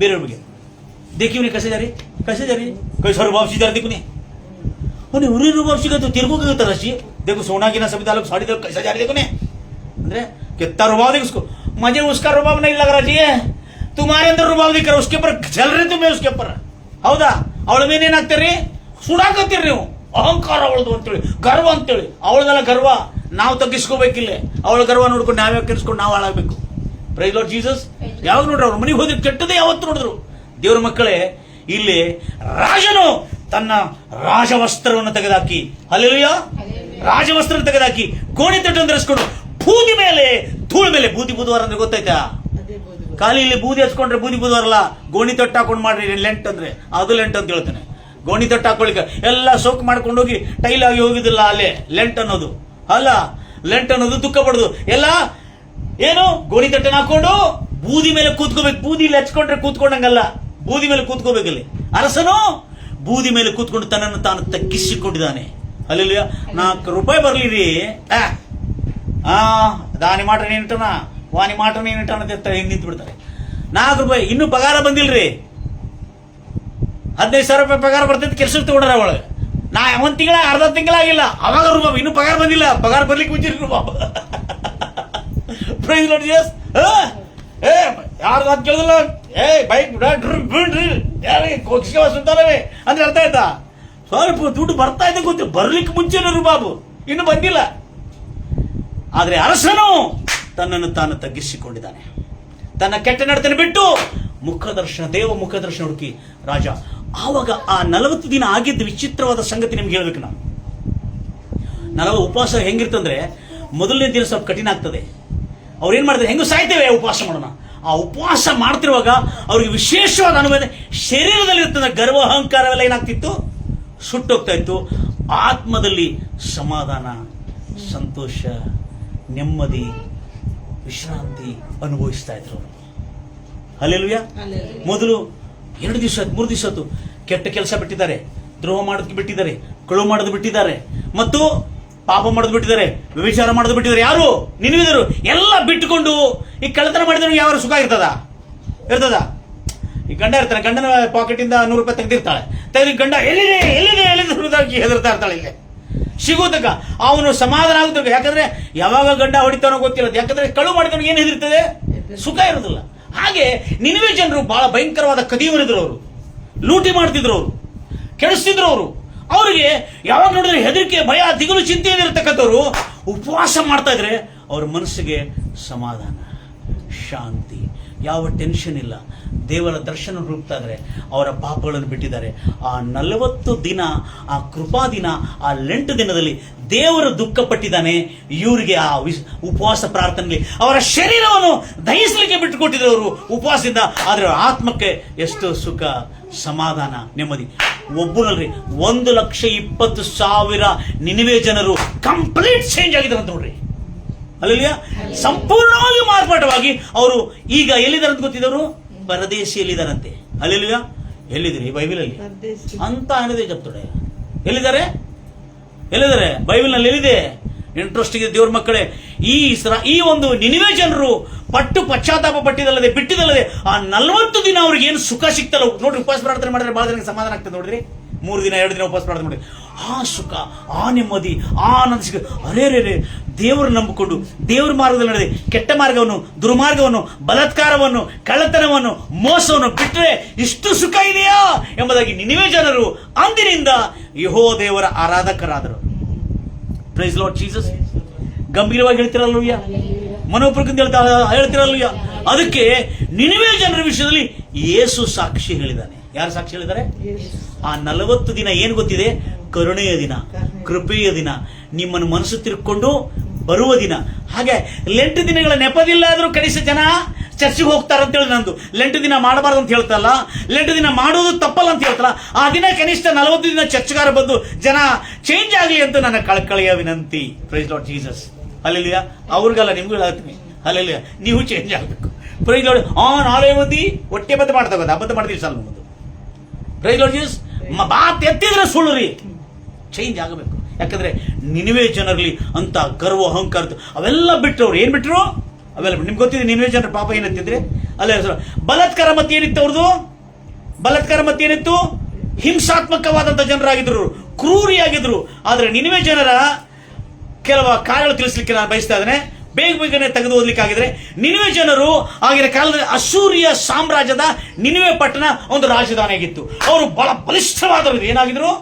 ಸೈನ್ಯ ಬಲದಲ್ಲಿ, ಧನ ಬಲದಲ್ಲಿ ಬಹಳಷ್ಟಿದ್ರು. ನೋಡ್ರಿ, ನಹುಮ್ 2, ನಹುಮ್ ಪುಸ್ತಕ ಎಲ್ಲಿದೆ ಗೊತ್ತಿಲ್ಲ ನಮ್ಮ ಜನರಿಗೆ. ಇಂಡೆಕ್ಸ್ ತೆಗಿರಿ, ನಹುಮ್ ತೆಗಿರಿ. ನಹುಮ್ ಪುಸ್ತಕದಲ್ಲಿ ನಿನಿವೆ ಯಾಕೆ ಅಷ್ಟು ಗರ್ವ, ಅಹಂಕಾರದಿಂದ ಇತ್ತಂತೇಳಿ ನಾನು ತೋರಿಸ್ಕೊಳ್ಳಿ ಬಯಸ್ತಾ ಇದ್ದೇನೆ. ನಿನಿವೆನಲ್ಲಿ ಅಷ್ಟು ಬಲಾತ್ಕಾರ, ಅಷ್ಟು ಕ್ರೂರತನ ಯಾಕೆ ಬಂದಿದೆ ಮೇಲೆ ತೋರಿಸ್ಕೊಳ್ಳಿ ಬಯಸ್ತಾರೆ. ದಯಮಾಡಿ ಎಲ್ಲರೂ ಫಾಲೋ ಮಾಡ್ತೀರಿ ಬೇಗನೆ. ನಹುಮ್ ಪುಸ್ತಕ 2ನೇ ಅಧ್ಯಾಯ. ಮೊದಲು ನಿನಿವೆ ಮಹಾಪಟ್ಟಣವಾಗಿತ್ತು. ಎಂತ ಪಟ್ಟಣ? Great city of the world. ವಿಶ್ವದಲ್ಲಿ ಅತ್ಯಂತ ದೊಡ್ಡ ಬಲಿಷ್ಠವಾದಂತ ರಾಜಧಾನಿಯಾಗಿತ್ತು. ಯಾರ ರಾಜಧಾನಿ? ಅಶೂರ್ಯ ಸಾಮ್ರಾಜ್ಯದ ರಾಜಧಾನಿಯಾಗಿತ್ತು. ಆಗ ನಿನಿವೆ ಪಟ್ಟಣ ಬಹಳ ಗ್ರೇಟ್ ಆಗಿತ್ತಂತೇಳಿ ಯೋನ ಪುಸ್ತಕ 3ನೇ ಅಧ್ಯಾಯ 2ನೇ ವಚನ. ಗ್ರೇಟ್ ಅನ್ನೋ ಪದ ಇದೆ, ದೊಡ್ಡ ಪಟ್ಟಣ ಅಲ್ಲ ಅದು. ಗ್ರೇಟ್ ಅಂದ್ರೆ the great capital of the world. ಆ ಸಮಯದಲ್ಲಿ ಓದ್ತೀರಿ. ಯೋನ 3:2. ಯೋನ 3:2 ಬೇಗನೆ. 3ನೇ ಅಧ್ಯಾಯ 2ನೇ ವಚನ. ಓಕೆ, ನಾನೇ ಓದ್ಲಿಯಾ? Thank you very much. Arise and go to the Nineveh, that great city, and preach to them the message that I tell you. ಹೋಗಿ ಆ ಗ್ರೇಟ್ ಸಿಟಿಗೆ. ಎಂತ ಸಿಟಿ ಅದು? ಅಶೂರ್ಯ ಸಾಮ್ರಾಜ್ಯದ ರಾಜಧಾನಿ ಪಟ್ಟಣದು. ಇದು ಕ್ಲಿಯರ್? ನೆಕ್ಸ್ಟ್, ನಿನಿವೆ ಪಟ್ಟಣದವರು ಎಂತ ಪಟ್ಟಣದವರಾಗಿದ್ರು? ಗ್ರೇಟ್ ಅಂದ್ರೆ ಗೊತ್ತಿದೆ. ಗ್ರೇಟ್ ಅಂದ್ರೆ ಸಾಮಾನ್ಯ ಅಲ್ರಿ. ಅವರು ಸೈನ್ಯ ಬಲದಲ್ಲಿ ಗ್ರೇಟ್ ಆಗಿದ್ರು, ಅವರು ಬಾಹುಬಲದಲ್ಲಿ ಗ್ರೇಟ್ ಆಗಿದ್ರು, ಅವರು ಜ್ಞಾನ ಬಲದಲ್ಲಿ ಗ್ರೇಟ್ ಆಗಿದ್ರು, ಅವರು ಮಾಡರ್ನ್ ಎಲ್ಲ ವಿಜ್ಞಾನ ಮಾಡರ್ನ್ ಜನ ಅಂದ್ರೆ ಆಧುನಿಕ ಜನರು. ಅವರು ಎಂತ ಜನರು? ಆಧುನಿಕ ಜನರು. ಅದಕ್ಕಾಗಿ ಗ್ರೇಟ್ ಆಗಿರೋದ್ರಿಂದ ಅವ್ರಿಗೆ ಏನಿತ್ತು? ಅಮನಾಕೋನ್ ಕ್ಯಾ ಕರ್ಲೇತ ಏನಿತ್ತು ಅವ್ರಿಗೆ? ನಾಣ್ಯ చేసుకుంటారు ಎಂಬ ಗರ್ವ, ಅಹಂಕಾರ ಅವರಲ್ಲಿತ್ತು. ನೆಕ್ಸ್ಟ್, ನಿನಿವೆ ಜನರಿಗೆ ಏನಿತ್ತು ಗೊತ್ತಿದೆ? ಇದು ಬಾಹುಬಲ ಅಷ್ಟೇ ಅಲ್ಲ, ಮತ್ತು ಏನಿತ್ತು ಅವ್ರಿಗೆ? ಧನಬಲ ಇತ್ತು. ನಹುಮ್ 2ನೇ ಅಧ್ಯಾಯ 9ನೇ ವಚನ. ಬೇಗನೆ ತೆಗಿತೀರಿ. ನಹುಮ್ 2ನೇ ಅಧ್ಯಾಯ 9ನೇ ವಚನ. ನಿನಿವೆ ಪಟ್ಟಣದಲ್ಲಿರ್ತಕ್ಕಂಥ ದೌರ್ಜನ್ಯ, ಅಹಂಕಾರ ಯಾಕೆ ಬಂದಿತ್ತಂದ್ರೆ ಅವ್ರಿಗೆ ಬಾಹುಬಲ ಇತ್ತು, ಸೈನ್ಯ ಬಲ ಇತ್ತು, 2ನೇದು ಧನಬಲ ಕೂಡ ಇತ್ತು. ನೋಡ್ರಿ, ಬೆಳ್ಳಿಯನ್ನು ಸುಳುಕೊಳ್ಳಿರಿ. 2ನೇ ಅಧ್ಯಾಯ 9ನೇ ವಚನ. ಬೆಳ್ಳಿಯನ್ನು ಸುಳುಕೊಳ್ಳಿರಿ, ಬಂಗಾರನ್ನು ಸುಳುಕೊಳ್ಳಿರಿ, ಸೂರಿ ಸಿಕ್ಕ ದನಕ್ಕೂ ಕೂಡಿಸಿದ್ದ ಧನಕ್ಕೂ ಸಕಲ ವಿಧವಾದ ಶ್ರೇಷ್ಠ ವಸ್ತುಗಳ ಸಕಲ ವಿಧವಾದ ಶ್ರೇಷ್ಠ ವಸ್ತುಗಳು ನಿಧಿಗೂ ಪಾರವೇ ಇಲ್ಲ. ಏನಿಲ್ಲ, ಅದಕ್ಕೆ ಹದ್ದೇ ಇಲ್ಲ. ಅಂದ್ರೆ ಎಂತ ಇರಿದ್ರು ನಿನಿವೆಯವರು, ನಿನಿವೆಯವರ ಖಜಾನ, ಅವರು ನಿನಿವೆಯವರ ಜನರು ದುಡ್ಡು ಸಂಪತ್ತು ಐಶ್ವರ್ಯದಿಂದ ತುಂಬಿತ್ತು. ನೋಡ್ರಿ, ಒಂದು ಅಶ್ವಬಲ ಅಂದ್ರೆ ಸೈನ್ಯಬಲ, ಬಹುಬಲ, ಇನ್ನೊಂದು ಧನಬಲ. ಸ್ವಲ್ಪ ಜನ ಹೇಳಿಲ್ಲ, ಇನ್ನು ಪಗಾರ ಬಂದಿಲ್ಲ, 15 ದಿವಸಕ್ಕೆ ರುಬಾಬ್ ಚಾಲಾಗಿತ್ತು. ಇವ್ರಿಗೆ ಎಷ್ಟಿದೆ? ಇವರಿಗೆ ರಾಜ್ಯದಲ್ಲಿ ಭಯಂಕರವಾದಂತಹ ಸಂಪತ್ತುಳ್ಳ ದೇಶ ಇದು. ಯಾವುದು? ನಿನಿವೆ ಪಟ್ಟಣದವರು. ಅದಕ್ಕಾಗಿ ನೆಕ್ಸ್ಟ್ ಈ ಪಟ್ಟಣದವರು ಎಂತವ್ರು ಅಂದ್ರೆ, ಈ ಪಟ್ಟಣವನ್ನು ಯಾರು ದಾಳಿ ಮಾಡ್ಲಿಕ್ಕೆ ಆಗುದಿಲ್ಲ. ಯಾಕಂದ್ರೆ ಅವರ ಸಮುದ್ರದೊಳಗಿರ್ತಕ್ಕಂಥ ಪಟ್ಟಣವಾಗಿದೆ. ಎಂತ ಪಟ್ಟಣವಾಗಿತ್ತು? 4 ಎಡೆಗಳು ಏನಿದೆ ಇವರಿಗೆ? ಸಮುದ್ರ ಇದೆ. ಮಧ್ಯದಲ್ಲಿ ಏನಿದೆ? ನಿನಿವೆ ಪಟ್ಟಣ. ಈಗ ನಿನಿವೆ ಪಟ್ಟಣ ಮೇಲೆ ಅಟ್ಯಾಕ್ ಮಾಡ್ಬೇಕಾದ್ರೆ ಏನ್ ಬೇಕಾಗಿತ್ತು ಅವ್ರಿಗೆ? ನಿನಿವೆ ಪಟ್ಟಣ ಮೇಲೆ ಅಟ್ಯಾಕ್ ಮಾಡ್ಲಿಕ್ಕೆ ಆಗ್ತದ? ಯಾಕಂದ್ರೆ 4 ಸಮುದ್ರ ಇದೆ. ಸಮುದ್ರದೊಳಗೆ ಒಳಗೆ ಮುಂಚೆನೆ ಅವರು ಖಲಾಸ ಮಾಡಿಬಿಟ್ಟಿದ್ದಾರೆ. ಹೋದ್ರಿ ಆ ಮಾತನ್ನು. ನಿನಿವೆ ಇಸ್ ಅ ಫೋರ್ಟಿಫೈಡ್ ಸಿಟಿ. 3ನೇ ಅಧ್ಯಾಯ, ನಹೂಮ್ 3ನೇ ಅಧ್ಯಾಯ 8ನೇ ವಚನ. ನಹೂಮ್ ಪುಸ್ತಕ, ನಹೂಮ್ ಪ್ರವಾಚಕನ ಪುಸ್ತಕ 3ನೇ ಅಧ್ಯಾಯ 8ನೇ ವಚನ 13ನೇ ವಚನ. ನದಿಗಳ ಬಳಿಯಲ್ಲಿ ನೆಲೆಯಾಗಿದ್ದ ಆಮೋನಿಗಿಂತ ನೀನು ಒಳ್ಳೆಯವಳೋ. ಯಾರು? ನಿನಿವೆ ಪಟ್ಟಣ ಕೇಳ್ತಾ ಇದ್ರೆ, ನೀನು ಒಳ್ಳೆಯವಳು. ಅದರ ಸುತ್ತಲೂ ಏನಿದೆ? ಪೂರ ನೀರಿನ ಸಮುದ್ರ ತುಂಬಿದೆ. ಯಾರಾದ್ರೂ ಒಳಗೋಗ್ಲಿಕ್ಕೆ ಆಗ್ತದ? ಸುತ್ತಲೂ ನೀರಿತ್ತು. ಅದರ ಬಲವು ಸಮುದ್ರವೇ. ಏನು? ನಿನಿವೆ ಪಟ್ಟಣದ ಬಲ ಏನಾಗಿತ್ತು? ಭದ್ರಕೋಟೆ ಏನಾಗಿತ್ತು? ಸಮುದ್ರವ. ಅದಾಗ ಅಮಣಾಕೋಣೆ ಆಗಲಿಲ್ಲ. ಹೋಗೋದು, ಡಕೆಟ್ ಮಾಡೋದು, ಮತ್ತು ಸಮುದ್ರದಲ್ಲಿ ಪಾರಾಗಿ ಬರೋದು, ಮತ್ತು ತನ್ನ ವಸ್ತುಗಳನ್ನೆಲ್ಲ ಖಜಾನೆಯಲ್ಲಿ ಕೂಡಿಸಿಡುದು. ಡಕೆಟ್ ಮಾಡೋದು. ಡಕೆಟ್ಗೆ ಏನಂತಾರೆ ಕನ್ನಡದಲ್ಲಿ? ದರೋಡೆಕೋರರು. ಏನು? ಎಂತ ಕನ್ನಡ ಪಂಡಿತಗಳು ಕೂತಿದೆ ನೀವೆಲ್ಲ. ಹಲ್ಲೆಲೂಯ. ನನ್ನ ಕ್ಲಾಸಿಗೆ ಟೀಚರ್ಸ್ ಬರ್ತಿದ್ರು ಇಂಗ್ಲಿಷ್ ಕಲೀಲಿಕ್ಕೆ ಟೀಚರ್ಸ್ ಬರ್ತಿದ್ರು. ಅವ್ರು ಏನಂತ ಗೊತ್ತಿದೆ? ಹೋಗುವಾಗ, ಸರ್ ನಮ್ಗೆ ಇಂಗ್ಲಿಷ್ ಬರೋದಿಲ್ಲ ಅಂತ ಬಂದಿದ್ದೀವಿ, ಇಲ್ಲಿ ಬಂದ ಮೇಲೆ ಗೊತ್ತಾಯ್ತು ನಮ್ಗೆ ಕನ್ನಡನೂ ಬರೋದಿಲ್ಲ ಅಂತೇಳಿ. ನಾವಿಲ್ಲಿ ಬಂದು ಇಂಗ್ಲಿಷ್ ಟೀಚರ್ ರೀ, ಕನ್ನಡ ಮೀಡಿಯಂ ಟೀಚರ್ ಅವರು. ಇಲ್ಲಿ ಬಂದು ನಾವು ಕನ್ನಡ ಗ್ರಾಮರ್ ಕಲ್ತಿವ್ರಿ ಸರ್. ನಿಜವಾಗ್ಲು ಎಲ್ಲ ಟೀಚರ್ಗಳು ನನಗಿಂತ ಹೆಚ್ಚಿನ ವಯಸ್ಸು ನೋಡ್ರಿ, 60, 55 ಮತ್ತು 45. ನನ್ನ ಕಾಳು ಬಿದ್ದು ಗುರುಗಳೇ ಅಂತ ಹೇಳಿ, ಇಲ್ರಿ ಕಾಳು ಬೀಳ್ಬೇಡ್ರಿ ನಮ್ಗಿಂತ ದೊಡ್ಡರು ಅಂತ ಹೇಳಿ. ಇಲ್ಲ ಸರ್, ನಾವು ಇಲ್ಲಿ ಬಂದು ಇಂಗ್ಲಿಷ್ ಅಲ್ಲ ಕನ್ನಡ ಬರೋದಿಲ್ಲ ಅಂತ ನಮ್ಗೆ ಇಲ್ಲಿ ಬಂದ ಮೇಲೆ ಗೊತ್ತಾಯ್ತು. ನೀವು ನಮ್ ಕನ್ನಡನೂ ಕಲ್ಸ್ಕೊಟ್ಟಿದ್ರಿ. ಅಲ್ಲೆಲ್ಲುಯ್ಯ. ನೀವೆಷ್ಟು ಋಣಿಯಾಗಿರ್ಬೇಕು, ನಿಮ್ಮ ಋಣ ನಾನು ಮರ್ತೋಗುದಿಲ್ಲ. ಅಲ್ಲೆಲ್ಲುಯ್ಯ. ಗಂಭೀರವಾಗಿ ಹೇಳ್ತಿರಲ್ವಯ್ಯ. ಆದ ಕಾರಣ ಇಲ್ಲಿ ಏನಾಗಿದೆ? ಕೋಟೆ ಕೊತ್ತಲಿರ್ತಕ್ಕಂಥ ಇವ್ರು ದರೋಡೆ ಮಾಡ್ತಿದ್ರು ಬರ್ತಿರು. ಎಂತ ಸಮುದ್ರ ಮೂಲಕ ಕೋಟೆ ಮಾದರಿ ಉಣ್ಣದು. ನೆಕ್ಸ್ಟ್ ನೋಡ್ರಿ, ಅವರು ದುಷ್ಟತನ. ಯೋನಾ ಪುಸ್ತಕ ಮತ್ತೆ ಸಮುದ್ರ ಅವರಿಗೆ ಏನಾಗಿತ್ತು? ಗೋಡೆ ಆಗಿತ್ತು. 12ನೇ ವಚನ. ನಿನ್ನ ಕೋಟೆಗಳೆಲ್ಲ ಮೊದಲನೇ ಹಣ್ಣುಗಳುಳ್ಳ ಅಂಜೂರದ ಗಿಡಗಳ ಆಗಿರುವವು. ಎಂದ್ರೆ ಕೋಟೆ ಒಳಗೆ ಸಮೃದ್ಧಿಕರವಾದಂತ ಇದು ತಿನ್ನುವ ತಿಂಡಿ ಉಣ್ಣೋದು ಅವ್ರ ಕೋಟೆ ಕಂಬ. ಯಾಕಂದ್ರೆ 1,20,000 ಜನ ಇದಾರೆ ಅಂದ್ರೆ ಅದು ಎಷ್ಟು ದೊಡ್ಡ ಪಟ್ಟಣ ಇರಬಹುದು. ಹೊಲ ಗದ್ದೆ ಎಲ್ಲ ಇದೆ ಅಲ್ಲೇ. Praise Lord Jesus. ಅಂದ್ರೆ ನಿನಿವೆ ಪಟ್ಟಣದ ವಿಷಯದಲ್ಲಿ ನಹೂಮ್ ಪುಸ್ತಕದಲ್ಲಿ ಬರಲ್ಪಡುತ್ತೆ. ನೆಕ್ಸ್ಟ್ ಈಗ ಯೋನಾ ಪುಸ್ತಕ 1ನೇ ಅಧ್ಯಾಯ. ಯೋನಾ ಪುಸ್ತಕ 1ನೇ ಅಧ್ಯಾಯದಲ್ಲಿ ನಾವು ನೋಡ್ತಾ ಇದ್ದೇವೆ, ನಿನಿವೆಯಲ್ಲಿ ದುಷ್ಟತನ, ಕೇಡು, ಬಲಾತ್ಕಾರ ಯಾಕೆ ಬಂದಿದ್ರೆ? ಈ ದೊಡ್ಡ ಬಲ, ಧನಬಲ, ಐಶ್ವಬಲ, ಮತ್ತು ಅವರಿಗೆ ಸೈನ್ಯ ಬಲ, ಮತ್ತು ಅವರಿಗೆ ಸಂಪತ್ತಿನ ಬಲ ಇರುವುದರಿಂದ ಈ ಗರ್ವ ಅಹಂಕಾರ ಬಂದಿತ್ತು. ಯೋನಾ ಪುಸ್ತಕ 1ನೇ ಅಧ್ಯಾಯ 2ನೇ ವಚನ ಬೇಗನೆ ಓದ್ತೀರಿ. ಹೇಗಂದರೆ ಮತ್ತು ಆ ದೊಡ್ಡ ಪಟ್ಟಣದ ನಿನಿವೆಗೆ ಹೋಗಿ ಅದಕ್ಕೆ ವಿರೋಧವಾಗಿ ಕೂಗು. ಅವರ ದುಷ್ಟತನವು ದೇವರ ಸನ್ನಿಧಿಗೆ ಬಂದು ಮುಟ್ಟಿದೆ. ನಿನ್ನ ದುಷ್ಟತನದ ಕೊಡ ತುಂಬಿ ಹೋಗಿದೆ. ಆದ್ರೆ ಯೋನನು ಅಷ್ಟೇ ಸಾಕಲ್ಲೇ. ದುಷ್ಟತನ ಅವ್ರಲ್ಲಿ ಏನಿದೆ? ದುಷ್ಟತನ ಹೇಗೆ ಬಂದಿದೆ? ದುಡ್ಡು ಇವೆಲ್ಲ ಬಂದಿದೆ ಕೈ. ನೆಕ್ಸ್ಟ್ 3ನೇ ಅಧ್ಯಾಯ 8ನೇ ವಚನದಲ್ಲಿ ನೋಡ್ರಿ, ಅವರ ಬಲಾತ್ಕಾರ ಅಂತ ಇದೆ ನೋಡ್ರಿ. ಏನೇನು ಬಲಾತ್ಕಾರ ಅಂತ ಹೇಳ್ತೀನಿ. ನೆಕ್ಸ್ಟ್ ಹೌದು, ಯಾರು? 3ನೇ ಅಧ್ಯಾಯ 8ನೇ ವಚನ. ಅವರು ಈ ನಿನಿವೆಯವರು ಎಂತವರು? ತಮ್ಮ ದುರ್ಮಾರ್ಗದಲ್ಲಿಯೂ ತಾವು ನಡೆಸುತ್ತಿರುವ ಬಲಾತ್ಕಾರ ಹಿಂಸೆಯಲ್ಲಿಯೂ ಬಿಟ್ಟು ತಿರುಗಲಿ. ಇದು ಬಿಟ್ಟು ತಿರುಗಿಕೊಂಡವರು. ಅರ್ಥ ಆಯ್ತಾ? ಅವರ ಕೆಟ್ಟತನ ಏನಿತ್ತು? ಇದು ಬಲಾತ್ಕಾರ ಮತ್ತು ಹಿಂಸಾತ್ಮಕವಾದವರು. ಎಲ್ಲಿ ನೋಡಿದ್ರು ಅಟ್ಯಾಕ್ ಮಾಡೋದು, ಸಂಪತ್ತನ್ನು ದೋಚಿಕೊಂಡು ಹೋಗೋದು. ನೆಕ್ಸ್ಟ್ ಅವರಲ್ಲಿ ವಿಗ್ರಹಾರಾಧನೆ ಕೊಡುತ್ತೆ. ಏನಿತ್ತು? ವಿಗ್ರಹ. ನಹೂಮ್ 1ನೇ ಅಧ್ಯಾಯ 14ನೇ ವಚನ ಬೇಗ ನೋಡ್ತೀರಿ. ನಹೂಮ್ ಪುಸ್ತಕ 1ನೇ ಅಧ್ಯಾಯ 14ನೇ ವಚನ.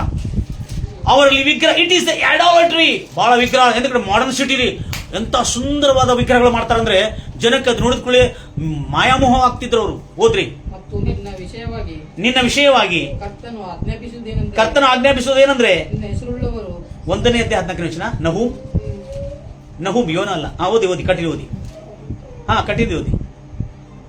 ನಿನ್ನ ಹೆಸರುಳ್ಳ ಅವರು ಹಾ ನೀನು ಬಿತ್ತಲ್ಪಡುವರು. ಹಾ ನಿನ್ನ ದೇವರುಗಳ ಮನೆಯು ನಿನ್ನ ದೇವರುಗಳ ಮನೆಯು ಕೆತ್ತಿದ ವಿಗ್ರಹಗಳನ್ನು ಎರಕ ಒಯ್ಯೋದನ್ನು ಕಡಿದು ಬಿಡುವೆನು. ಕಡಿದು ಬಿಡುವುದು ಅಂದ್ರೆ ಅರ್ಥ ಏನು? ನಿನಿವೆಯವರು ಎಂತವರು? ಸೂಪರ್ ವಿಗ್ರಹಗಳನ್ನು, ಎಷ್ಟು ಸುಂದರವಾದ ವಿಗ್ರಹಗಳು ಮಾಡ್ತಾರೆ ಅಂದ್ರೆ ಅಷ್ಟು ಮಾಡರ್ನ್ ಜನ ಅವರು. ವಿಗ್ರಹಾರಾಧಿಕರು, ಬಲಾತ್ಕಾರಿಗಳು, ದುಷ್ಟರು. Is clear? ಮತ್ತು ಕೇರ್ಲೆಸ್. कौन क्या कर लेता हमको कौन क्या कर ले ಮೇಲೆ ಯಾರು? ನಿನಿವೆ ಜನ. ಯಾಕಂದ್ರೆ ಅವರು ಕೋಟೆ ಕೊತ್ತೊಳಗಿದ್ರೆ ಯಾವಾಗ ಯೋಚನೆ ಮಾಡಿದೆ ನಾವು ಇಷ್ಟೆಲ್ಲ ಅವ್ರಿಗೆ ಶಕ್ತಿ ಇತ್ತಂತೇಳಿ. ಅವ್ರ ಇಂಥ ಕೆಡುಕರು, ಇಂಥ ದುರ್ಮಾರ್ಗಿಗಳು ಕೂಡ ದೇವರೇ ಗೊತ್ತಿಲ್ಲ, ದೇವರು ಅನ್ನೋದೇ ಗೊತ್ತಿಲ್ಲ, ಒಳ್ಳೇದಂದ್ರೆ ಗೊತ್ತಿಲ್ಲ, ಕೆಟ್ಟದಂದ್ರೆ ಗೊತ್ತಿಲ್ಲ, ನೀತಿ ಅಂದ್ರೆ ಗೊತ್ತಿಲ್ಲ, ನ್ಯಾಯ ಅಂದ್ರೆ ಗೊತ್ತಿಲ್ಲ. ಅಂತ ಜನರು ಕೆಡುಕರು ಅವರು. ಎಲ್ಲ ಹೇಳ್ತಿರಲ್ವ್ಯಾ? ನೆಕ್ಸ್ಟ್ ಅವರು ಈ ಜಪನ್ಯ 2ನೇ ಅಧ್ಯಾಯ 15ನೇ ವಚನ. ನಿನಿವೆಯವರು ಎಂತವ್ರು ಅಂತ ಹೇಳ್ತಾ ಇದ್ರು. ನಿನಿವೆಯವರು ಇಂಥ ಕೆಡುಕರಾದ ನಿನಿವೆಯವರು ಮನಸ್ಸು ತಿರ್ಕೊಂಡು ದೇವರನ್ನು ಕೊಂಡಾಡಿದರು. ದೇವರನ್ನು ಕಡೆ ತಿರ್ಕೊಂಡು ಎಲ್ಲಾ ಕೆಟ್ಟದನ್ನು ಬಿಟ್ಟು ಆ 40 ದಿನ ದೇವರ ಜೊತೆಯಲ್ಲಿ ಕಳೆದಿರುವ ಸಮಯ ಅವರ ಜೀವನದಲ್ಲಿ ಎಷ್ಟು ಸುಖ, ಸಮಾಧಾನ, ನೆಮ್ಮದಿ ತಂದಿರೋದ್ರಿಂದ ಅಬ್ಬಾ ದೇವರ ಮಾಟ ಪ್ರಕಾರ ನಡೆಸಿ ಅಂತ ಆನಂದ ಮುಂದೆ ದೇವರ ಮಾತು ಪ್ರಕಾರ ಮಾಡಿದ್ರೆ ಎಷ್ಟು ಸುಖ ಇದೆ, ಎಷ್ಟು ನೆಮ್ಮದಿ ಇದೆ, ಎಷ್ಟು ತೃಪ್ತಿ ಇದೆ, ಎಷ್ಟು ಮಾನ ಇದೆ, ಎಷ್ಟು ಗೌರವ ಇದೆ, ಎಷ್ಟು ಧೈರ್ಯ ಇದೆ ಅಂತ ಆ 40 ದಿನ ಉಪವಾಸದಲ್ಲಿ ಅವರು ಕೆಡುಕತನ ಬಿಟ್ಟಿರುವಾಗ ಕೆಟ್ಟತನ ಬಿಟ್ಟರೆ ಇಷ್ಟು ಸುಖನಾ ಅನ್ನೋದವರು ಅನುಭವಿಸಿದ್ದಾರೆ. ಈಗ ನೋಡೋಣ ಅವರ ಕೆಡುಕತನದ ಜಪನ್ಯ 2ನೇ ಅಧ್ಯಾಯ 15ನೇ ವಚನ. ನಿನಿವೆಯವರ ಕಾರ್ಯಗಳು ನೋಡ್ತಾ ಇದ್ದೇವೆ. ಜಪನ್ಯ 2ನೇ ಅಧ್ಯಾಯ 15ನೇ ವಚನ. ಜಪನ್ಯ ಎಲ್ಲೈತೆ ಗೊತ್ತಿಲ್ಲ. ಏನು ನಿಶ್ಚಿಂತೆಯಾಗಿ ಅಂದ್ರೆ ಗೊತ್ತಿದೆ? ಇಂಗ್ಲಿಷ್ಲಿ ಕೇರ್ಲೆಸ್ಲಿ. ಕೋಣ ಕ್ಯಾ ಕರ್ಲದ ಮಜೆ? ನಿಶ್ಚಿಂತವಾಗಿ ವಾಸಿಸಿರುವ ನಾನೇ ಅಂದ್ರೆ ನಿನಿವೆ ಹೊರತು ಮತ್ತೊಂದಿಲ್ಲವೆಂದು ತನ್ನೊಳಗೆ ಅಂದುಕೊಂಡಂತ ಉಲ್ಲಾಸದ ಪಟ್ಟಣ. ಎಂತ ಪಟ್ಟಣ ಅದು? ನಿನಿವೆ ಪಟ್ಟಣ. ಹಮಣಾ ಕೋಣ ಕ್ಯಾ ಕರ್ಲೇತಾ? ನಾವು ಭದ್ರಕೋಟೆಯಲ್ಲಿದ್ದೇವೆ. ಪೈಸೆ ಮೇ ಕಮೀನೆ, ಬಾಹುಬಲ ಮೇ ಕಮೀನೆ. ಹಲ್ಲೆಲೂಯಾ. ನಿನ್ನ ಪಾಪ ನಿನ್ನನ್ನು ಮುಗಿಸಿ ಬಿಡುತ್ತೆ ಅಂತ ಗೊತ್ತಾಗ್ಬಿಟ್ಟಿದ್ದು. ನನ್ನೇವಲ್ಲ ಎದುರಿಸ್ಕೊಂಡ್ರು ನಾಕಂತ ಒಂದಿಬ್ರು ಬ್ಯಾಂಕ್ ಬ್ಯಾಲೆನ್ಸ್ ఉంది, ಜಾಬ್ ఉంది. ಹಲ್ಲೆಲೂಯಾ. ಕಾವಲ್ ಸುನ್ನಲ್ ಅಂದ್ರೆ ಸಪೋರ್ಟ್ ಉಂಡ್ರು. ನನ್ನನ್ನು ಯಾರು ಮಾಡ್ಕೋತಾರೆ? ಅದೇ ನಿಶ್ಚಿಂತೆ ಉಳ್ಳ ಪಟ್ಟಣ. ನನ್ನನ್ನು ಯಾರು ಮೇಡ್ ಮಾಡ್ಕೊಳ್ತಾರೆ ಎಂಬ ನಿರ್ಭಯ ಉಳ್ಳ ಪಟ್ಟಣ ಯಾವುದು? ಇಂಥ ಪಟ್ಟಣ ಮನಸ್ಸು ತಿರುಕೊಂಡಿದೆ ದೇವ್ರ ಮಕ್ಕಳೇ. ನಾವು ತಿರುಕೊಳ್ಳೋದು ದೊಡ್ಡ ಮಾತಾ? ಇದು ನಿಜವಾದ ಲೆಂಟ್ ನನ್ನ ಪ್ರಿಯ ಸರ್. ನೆಕ್ಸ್ಟ್ ಈ ಪಟ್ಟಣ ಏನು ದರೋಡೆಕೋರ ಮಾಡ್ತಿದ್ರು. ನಹುಮ್ ಪುಸ್ತಕ 3ನೇ ಅಧ್ಯಾಯ 1ನೇ ವಚನ. ನಹುಮ್ ಪುಸ್ತಕ 3ನೇ ಅಧ್ಯಾಯ 1ನೇ ವಚನ. ನಹುಮ್ ನಿನಿವೆ ಪಟ್ಟಣದವರು ಎಂತ ಕ್ರೂರಿಗಳಾಗಿರುವ ಇವರು 40 ದಿವಸ ಉಪವಾಸ ಪ್ರಾರ್ಥನೆ ಘೋಷಣೆ ಮಾಡಿ ಮಾರು ಮನಸ್ಸು, ಖಾಲಿ ಪ್ರಾರ್ಥನೆ ಅಲ್ಲ, ಮಾರ್ಪಾಟ, ಕೆಡುಕತನವನ್ನು ಬಿಟ್ಟು ದೇವರ ಕಡೆ ತಿರುಗಿಕೊಂಡ್ರು. ಹೋದ್ರಿ. ಎಂತ ಪಟ್ಟಣ? ರಕ್ತಮಯ. ಎಂತ ಪಟ್ಟಣ ರೀ? ನಿನಿವೆ ರಕ್ತಮಯದ ಪಟ್ಟಣ. ಓದಕ್ಕ. ಅಯ್ಯೋ ಏನು ಆ ಪಟ್ಟಣ? ಅಂತ ಸುಳ್ಳಿನಿಂದಲೂ ಮತ್ತು ಕಳ್ಳತನದಿಂದ ತುಂಬಿದೆ. ಅರ್ಥ ಆಯ್ತಾ? ಹಲೋ, ನಿನಿವೆ ಪಟ್ಟಣದಲ್ಲಿ ಏನೇನಿತ್ತು? ದೌರ್ಜನ್ಯ, ಅಕ್ರಮ, ಸುಳ್ಳಿನಿಂದಲೂ ಕಳ್ಳತನದಿಂದಲೂ ರಕ್ತಮಯ. ರಕ್ತಮಯ ಅಂದ್ರೇನು? ಕೊಲೆ, ಮೋಸ ಮತ್ತು ದರೋಡೆ. ಅರ್ಥ ಆಗಿದೆ? ಇಂಥ ಪಟ್ಟಣ. ಯಾಕಂದ್ರೆ ಯಾರೇನ್ ಮಾಡ್ತಾರ ನಮ್ಮನ್ನು ಅನ್ನೋ ಬಹುಬಲ ಇದ್ದಿರೋದ್ರಿಂದ ಇಂಥ ದೌರ್ಜನ್ಯ ಮಾಡ್ತಿದ್ರು ನಿನಿವೆ ಪಟ್ಟಣದವರು. ಅಂತ ನಿನಿವೆ ಪಟ್ಟಣಕ್ಕೆ ಯೋನವಾಗಿ ಹೇಳಿದ್ರೆ, ನಿನಿವೆ ನಿನ್ನ ಸಮಯ ಮುಗಿದೋಯ್ತು, ನಿನ್ನ ಪಾಪದ ಕೊಡ ತುಂಬೋಯ್ತು, ದೇವರು ಈ ಭೂಮಿಯೆಲ್ಲ ನಿಮ್ಮ ಪಟ್ಟಣವೆಲ್ಲ ನಾಶವಾಗಲಿಕ್ಕಿದೆ ಅಂತ ಹೇಳಿದ್ಕೊಳ್ಳಿ. ಆ ಜನರು 40 ದಿನದೊಳಗೆ ನಾಶವಾಗ್ತದೆ ಅಂತ ಹೇಳಿದ್ಕೊಳ್ಳಿ. ಆವಾಗ ಅರ್ಥ ಮಾಡ್ಕೊಂಡಿದೆ ನಿಜವಾಗಲೂ ದೇವರು ಕರುಣಾಮಯನು, ನಮಗೆ ಮನಸ್ಸು ತಿರುಗಿಕೊಳ್ಳೋದಕ್ಕಾಗಿ, ಮಾರ್ಪಾಟ ಆಗೋದಕ್ಕಾಗಿ ಅವಕಾಶ ಕೊಟ್ಟಿದ್ದಾನೆ ಹೊರತು ಉಪವಾಸ ಮಾಡಿ ಪೋಸ್ ಹೊಡಿಲಿಕ್ಕಲ್ಲ. ಅವರು ಕಠಿಣ ಉಪವಾಸ, ಉಗುಳನ್ನು ನುಂಗಲಿಲ್ಲ. ಹಲೋ, ಕ್ರಿಸ್ತಪೂರ್ವ 600 ವರ್ಷಗಳ ಹಿಂದೆ ಈಗೀಗ ಬಂದಿದ್ದವರೆಲ್ಲ ಇದು ಮಾಡಿದ್ದು. ಕ್ರಿಸ್ತಪೂರ್ವ 600 ವರ್ಷಗಳ ಹಿಂದೆ ಉಗುಳನ್ನು ನುಂಗಿಲ್ಲ, ನೀರನ್ನು ಕುಡಿಲಿಲ್ಲ, ಆಹಾರವನ್ನು ಸೇವಿಸಿದೆ. ಪಶುಗಳು, ಮೃಗಗಳು ಎಲ್ಲರೂ ಉಪವಾಸ ಮಾಡಿದಾರ. ಅವಾಗ ತನ್ನ ಶರೀರವನ್ನು, ಆಸೆಯನ್ನು, ಕಣ್ಣಿನಾಸೆ, ಶರೀರಾಸೆಯನ್ನು ಎಲ್ಲ ದಹಿಸಿ ಉಪವಾಸ ಮಾಡ್ತಿರುವಾಗ ಅವರಿಗೆ ಆಗಿದ್ದ ಸಂತೋಷ ಏನಂದ್ರೆ, ಅಬ್ಬಾ ದೇವರ ಮಾರ್ಗದಲ್ಲಿ ಕೆಡುಕುತನವನ್ನು ಬಿಟ್ಟು, ದುರ್ಮಾರ್ಗವನ್ನು ಬಿಟ್ಟು, ಕಳ್ಳತನವನ್ನು ಬಿಟ್ಟು, ಮೋಸ ವಂಚನೆ ಬಿಟ್ಟು, ಈ ವಿಗ್ರಹಾರಾಧನೆ ಬಿಟ್ಟು ನಿಜವಾದ ದೇವರನ್ನು ಹುಡುಕೋದು ಮನಸ್ಸಿಗೆ ಎಷ್ಟು ಸುಖ ಇದೆ. ಪಾಪದಿಂದ, ದ್ರೋಹದಿಂದ, ಅಪರಾಧಗಳನ್ನು ಬಿಟ್ಟಿದ್ದವರಿಗೆ ಎಷ್ಟು ನೆಮ್ಮದಿ ಇದೆ. ಆ ನೆಮ್ಮದಿ ದಿನಗಳು, ಆ 40 ದಿನಗಳು, ಅವರು ಆ 40 ದಿನ ಉಪವಾಸದ ದಿನದಲ್ಲಿ, ಲೆಂಟ್ ದಿನಗಳಲ್ಲಿ ಅವರು ಮಾಡಿರತಕ್ಕಂಥ ಕಾರ್ಯವನ್ನು ನಾವು ನೋಡ್ತಾ ಇದ್ದೇವೆ. ನಾನು ಪ್ರಿಯ ಸಹೋದರರೇ, ಜಗತ್ತಿನ ಕೇಳ್ತೀರಿ, ಆ 40 ದಿನ ಆದ ನಂತರ ಅವರು ಯಾರು ದೇವರಿಗೆ ವಿರೋಧವಾಗಿ ಪಾಪ ಮಾಡಲಿಲ್ಲ. ಅವರು ಕೊನೆಗೆ ಎಲ್ಲಿ ಸೇರಿದಾರಂತೆ? ಅವರು ಪರದೇಶಿಯಲ್ಲಿದ್ದಾರಂತೆ. ರಹಸ್ಯವನ್ನು ಕೇಳ್ತಾ ಇದ್ದೀರಾ? Hello, they are in the paradise. ಯಾರು ಹೇಳಿದ್ರೆ ಗೊತ್ತಿದೆ? ಯೇಸು ಹೇಳ್ತಾ ಇದ್ದಾರೆ ಇವ್ರ ಬಗ್ಗೆ. ಮತ್ತೇಯು ಸುವಾರ್ತೆ, ಹಲ್ಲೆಲೂಯಾ. ಮತ್ತೇಯು ಸುವಾರ್ತೆ 12ನೇ ಅಧ್ಯಾಯ. ಮತ್ತೇಯು ಸುವಾರ್ತೆ 12ನೇ ಅಧ್ಯಾಯ. ಎಸ್, ವೆರಿ ಗುಡ್, ಬಹಳ ಹುಷಾರಾಗಿದ್ರಿ. ಮತ್ತೇಯು ಸುವಾರ್ತೆ 12ನೇ ಅಧ್ಯಾಯ 39ನೇ ವಚನದಲ್ಲಿ ಹೇಳ್ತಾ ಇದ್ದಾನೆ, ನಿನವೆ ಪಟ್ಟಣದ ವಿಷಯದಲ್ಲಿ ಯೇಸು ಕ್ರಿಸ್ತು ಆತನ ಸಾಕ್ಷಿ ಕೊಡ್ತಾ. ಯಾಕಂದ್ರೆ ಪರಲೋಕದಲ್ಲಿ ವಾಸ ಮಾಡೋನು ಯಾರು? ಪರದೇಶಿಯನ್ನು ನೋಡೋನು ಯಾರು? ಆದ್ರೆ ಗೊತ್ತಿದೆ, ಪರದೇಶಿಯಲ್ಲಿ ಈ 120 ಲಕ್ಷ, ಈ 1,20,000 ಜನ ಪರದೇಶಿಯಲ್ಲಿದ್ದಾರೆ ಎಂಬುದಾಗಿ. ಆದ್ರೆ ಎಷ್ಟು ಚೆನ್ನಾಗಿ ಹೇಳ್ತಾನೆ, ನಿನಿವೆ ಅವರು ನಿನಗೆ ವಿರುದ್ಧವಾಗಿ, ಯಾರಿಗೆ? ಯೆಹೂದ್ಯರ ವಿರುದ್ಧವಾಗಿ ಹೇಳ್ತಾ ನೋಡ್ರಿ. ಇಲ್ಲಿ ಹೋದ್ರಿ, ಮತ್ತೇಯು ಸುವಾರ್ತೆ 12:34ನೇ ವಚನದಲ್ಲಿ ಬರೆಯಲ್ಪಟ್ಟಿರತಕ್ಕಂಥ ಯೇಸು ಹೇಳಿರುವ ನುಡಿಯನ್ನು, ನಿನಿವೆ ಕುರಿತು ಹೇಳಿರುವ ಸಾಕ್ಷಿಯನ್ನು ಕೇಳ್ಕೊಳ್ಳೋಣ. ಆವಾಗ ಸ್ವಂತ ಜನರು ಯಾರು? ಯೆಹೂದ್ಯ ಜನರು, ದೇವ ಜನರಿಗೆ ಹೇಳ್ತಾ ಇದ್ರೆ, ಏಲೇ ಸರ್ಪ ಸಂತತಿಯರೇ, ಏ ದುಷ್ಟರೇ, ಏ ಕೆಡುಕರೇ, ಕೆಡುಕರಾಗಿರುವ ನೀವು ಒಳ್ಳೆಯವುಗಳನ್ನು ಹೇಗೆ 12:39 ವಚನ. ಹೌದು, ಒಳ್ಳೆಯವುಗಳನ್ನು ನೀವು ಹೇಗೆ ಮಾತಾಡುತ್ತೀರಿ? Very good, very good, continue. ಕಂಡಿ ಹಾಕೋರಿ ಅಮ್ಮಾರಿ, ಹಾಕೋರಿ, ಉದ್ಧಾರ ಆಗ್ತೀರಿ ನೀವು. Praise Lord Jesus, praise Lord Jesus, hallelujah. ಮುಂದೆ ಹೋದ್ರಿ. ಆತನು ಯಾರು? ಯೇಸು ಕ್ರಿಸ್ತನು ಆ ಕೆಡುಕರಿಗೆ, ಸ್ವಂತ ಯಹೂದ್ಯರಿಗೆ, ಇಸ್ರಾಯೇಲ್ ಜನರಿಗೆ ಏನ್ ಹೇಳ್ತಾ ಇದ್ದಾನೆ? ವ್ಯಭಿಚಾರಿಣಿಯಾದ ಕೆಟ್ಟ ಸಂತತಿಗಳೇ, ಕೆಡುಕರೇ, ಸೂಚಕಾರ್ಯವನ್ನು ಹುಡುಕುತ್ತೀರಾ? ಪ್ರವಾದಿಯಾದ ಯೋನನ ಸೂಚನೆ ಹೊರತು, ಅವನು 3 ದಿವಸ ಪ್ರವಾದಿಯಾದ ಯೋನನ ಸೂಚನೆ ಹೊರತು ಮತ್ತೆ ಯಾವ ಚಿಹ್ನೆಯನ್ನು ಕೊಡುದಿಲ್ಲ ನಿನಗೆ. ನೆಕ್ಸ್ಟ್ ಮುಂದೆ ಹೋದ್ರಕ್ಕ, ಮನೆಗೆ ಹೋಗೋಣ. ಯಾಕಂದ್ರೆ ಯೋನನು 3 ಹಗಲು 3 ರಾತ್ರಿ ಮೀನಿನ ಹೊಟ್ಟೆಯಲ್ಲಿ ಇದ್ದ ಹಾಗೆ ಮನುಷ್ಯ ಕುಮಾರನಾದ ಯೇಸು ಕ್ರಿಸ್ತನು 3 ಹಗಲು 3 ರಾತ್ರಿ ಭೂಗರ್ಭದಲ್ಲಿ ಇರೋನು. ಅದು ನಿಮಗೆ ಸೂಚನೆ ಆಗಿದೆ ಅಂತ ಹೇಳ್ತಾ ನೆಕ್ಸ್ಟ್ ನೋಡ್ರಿ ಏನ್ ಹೇಳ್ತಾನೆ. ನೆಕ್ಸ್ಟ್ ನೋಡಿ ಹೇಳ್ತಾರೆ, ಸ್ವಂತ ಜನರಿಗೆ ಹೇಳ್ತಾ ಇದ್ದ ನೋಡ್ರಿ, ನ್ಯಾಯ ತೀರ್ಪಿನ ಸಮಯದಲ್ಲಿ ನಿನಿವೆ ವಿಷಯದಲ್ಲಿ ಸಾಕ್ಷಿ ಹೇಳ್ತಾ ಇದ್ದಾನೆ. ಓದೋಣ. ತಂಗಿ ಓದವ. ನ್ಯಾಯ ವಿಚಾರಣೆಯಲ್ಲಿ ನಿನಿವೆ ಜನರು, ಅನ್ಯ ಜನರು ಇವರು. ಅವಾಗ ಸ್ವಂತ ಜನರಿಗೆ ಹೇಳ್ತಾ ಇದ್ದಾನೆ, ಯಾರು? ಯಹೂದ್ರಿಗೆ ಹೇಳ್ತಾ ಇದ್ದಾನೆ, ನಿನಿವೆ ಜನರು ಈ ಯಾರು? ಈ ಯಹೂದ್ಯ ಸಂತತಿಯೊಂದಿಗೆ ಎದ್ದು, ಈ ಇಸ್ರಾಯೇಲ್ ಜನಾಂಗದ ವಿರುದ್ಧವಾಗಿ ಎದ್ದು, ನಿನಿವೆ ಜನರು ನ್ಯಾಯ ತೀರ್ಪಿನ ಸಮಯದಲ್ಲಿ ನಿಮಗೆ ವಿರೋಧವಾಗಿ ಸಾಕ್ಷಿ ಹೇಳು. ಅಂದ್ರೆ ಅರ್ಥ ಏನು? ನಿನಿವೆ ಜನರು ಎಲ್ಲಿದ್ದಾರೆ ಈಗ? ಎಲ್ಲಿದ್ದಾರೆ ಅಕ್ಕ? ಪೆದ್ದ ಕೊಂಡಮನ್ ಚರ್ಚ್ ಹೊಂಡ್ರ ಹೇಳ್ರಿ, ಎಲ್ಲಿದ್ದಾರೆ? ಪರದೇಶಿಯಲ್ಲಿದ್ದಾರೆ. ಏನ್ರಿ? ಪರದೇಶಿಯನ್ನು ಯೇಸು ಕ್ರಿಸ್ತ ತೋರಿಸಿಕೊಟ್ಟಿದ್ದಾನೆ. ಅಂದ್ರೆ ಅರ್ಥ ನಿನಿವೆ ಜನರು ವಿಷಯದಲ್ಲಿ ಯೇಸು ಸಾಕ್ಷಿ ಕೊಡ್ತಾ ಇದ್ದಾರೆ. ನನ್ನ ವಿಷಯದಲ್ಲಿ ನಮ್ಮ ಮನೆ ಪಕ್ಕದವರಾದ್ರೆ ಸಾಕ್ಷಿ ಕೊಡ್ತಾ ಇದ್ದಾರೆ, ಮನೆ ಒಳಗಿದ್ದವ್ರು ಸಾಕ್ಷಿ ಕೊಡ್ತಾ ಇದ್ದಾರೆ, ನಮ್ಮ ತಾಯಿ ತಂದೆಗಳು ಸಾಕ್ಷಿ ಕೊಡ್ತಾ ಇದ್ದಾರೆ. ಅದಾಳ ನೋಡಿಕಿ ಮನೆಯಾಗ ಅದಾಳ ನೋಡಿ ಇವನ ಧರ್ತಿಗೆ ಬೋಜ ಅಂತ ಹೇಳಿ ನಮ್ಮ ಮೇಲೆ ಹೇಳ್ತಾ ಇರ್ತಾರೆ. ಇವತ್ತಿಂದ ನಮ್ಮ ಲೈಫ್ ಚೇಂಜ್ ಆಗಬೇಕು. ಏನಾಗಬೇಕು? ಲೆಂಟ್ ದಿನಗಳಂದ್ರೆ ಏನು? ಮಾರ್ಪಾಟದ ದಿನಗಳು. ಕೆಡುಕದನ್ನು ಬಿಟ್ಟು, ದುರ್ಮಾರ್ಗವನ್ನು ಬಿಟ್ಟು, ಪಾಪವನ್ನು ಬಿಟ್ಟು, ಅಸತ್ಯವನ್ನು ಬಿಟ್ಟು, ವ್ಯಭಿಚಾರವನ್ನು ಬಿಟ್ಟು, ಲೋಕದ ವ್ಯಾಮೋಹವನ್ನು ಬಿಟ್ಟು, ಕಣ್ಣಿನಾಸೆ, ಶರೀರದಾಸೆ, ಬದುಕುವಾಳನ್ನು ಬಿಟ್ಟು ಮಾರು ಮನಸ್ಸು ಪೊಂದೆ ರೋಜುಲು ಲೆಂಟ್ ರೋಜುಲು ಅಂಟೆ. ಹಲ್ಲೆಲೂಯಾ. ಲೆಂಟು ದಿನಗಳಂದ್ರೆ ನಾವು ಮಾನಸಾಂತರ ಪಡ್ಕೊಳ್ಳತಕ್ಕಂಥ ದಿನಗಳು.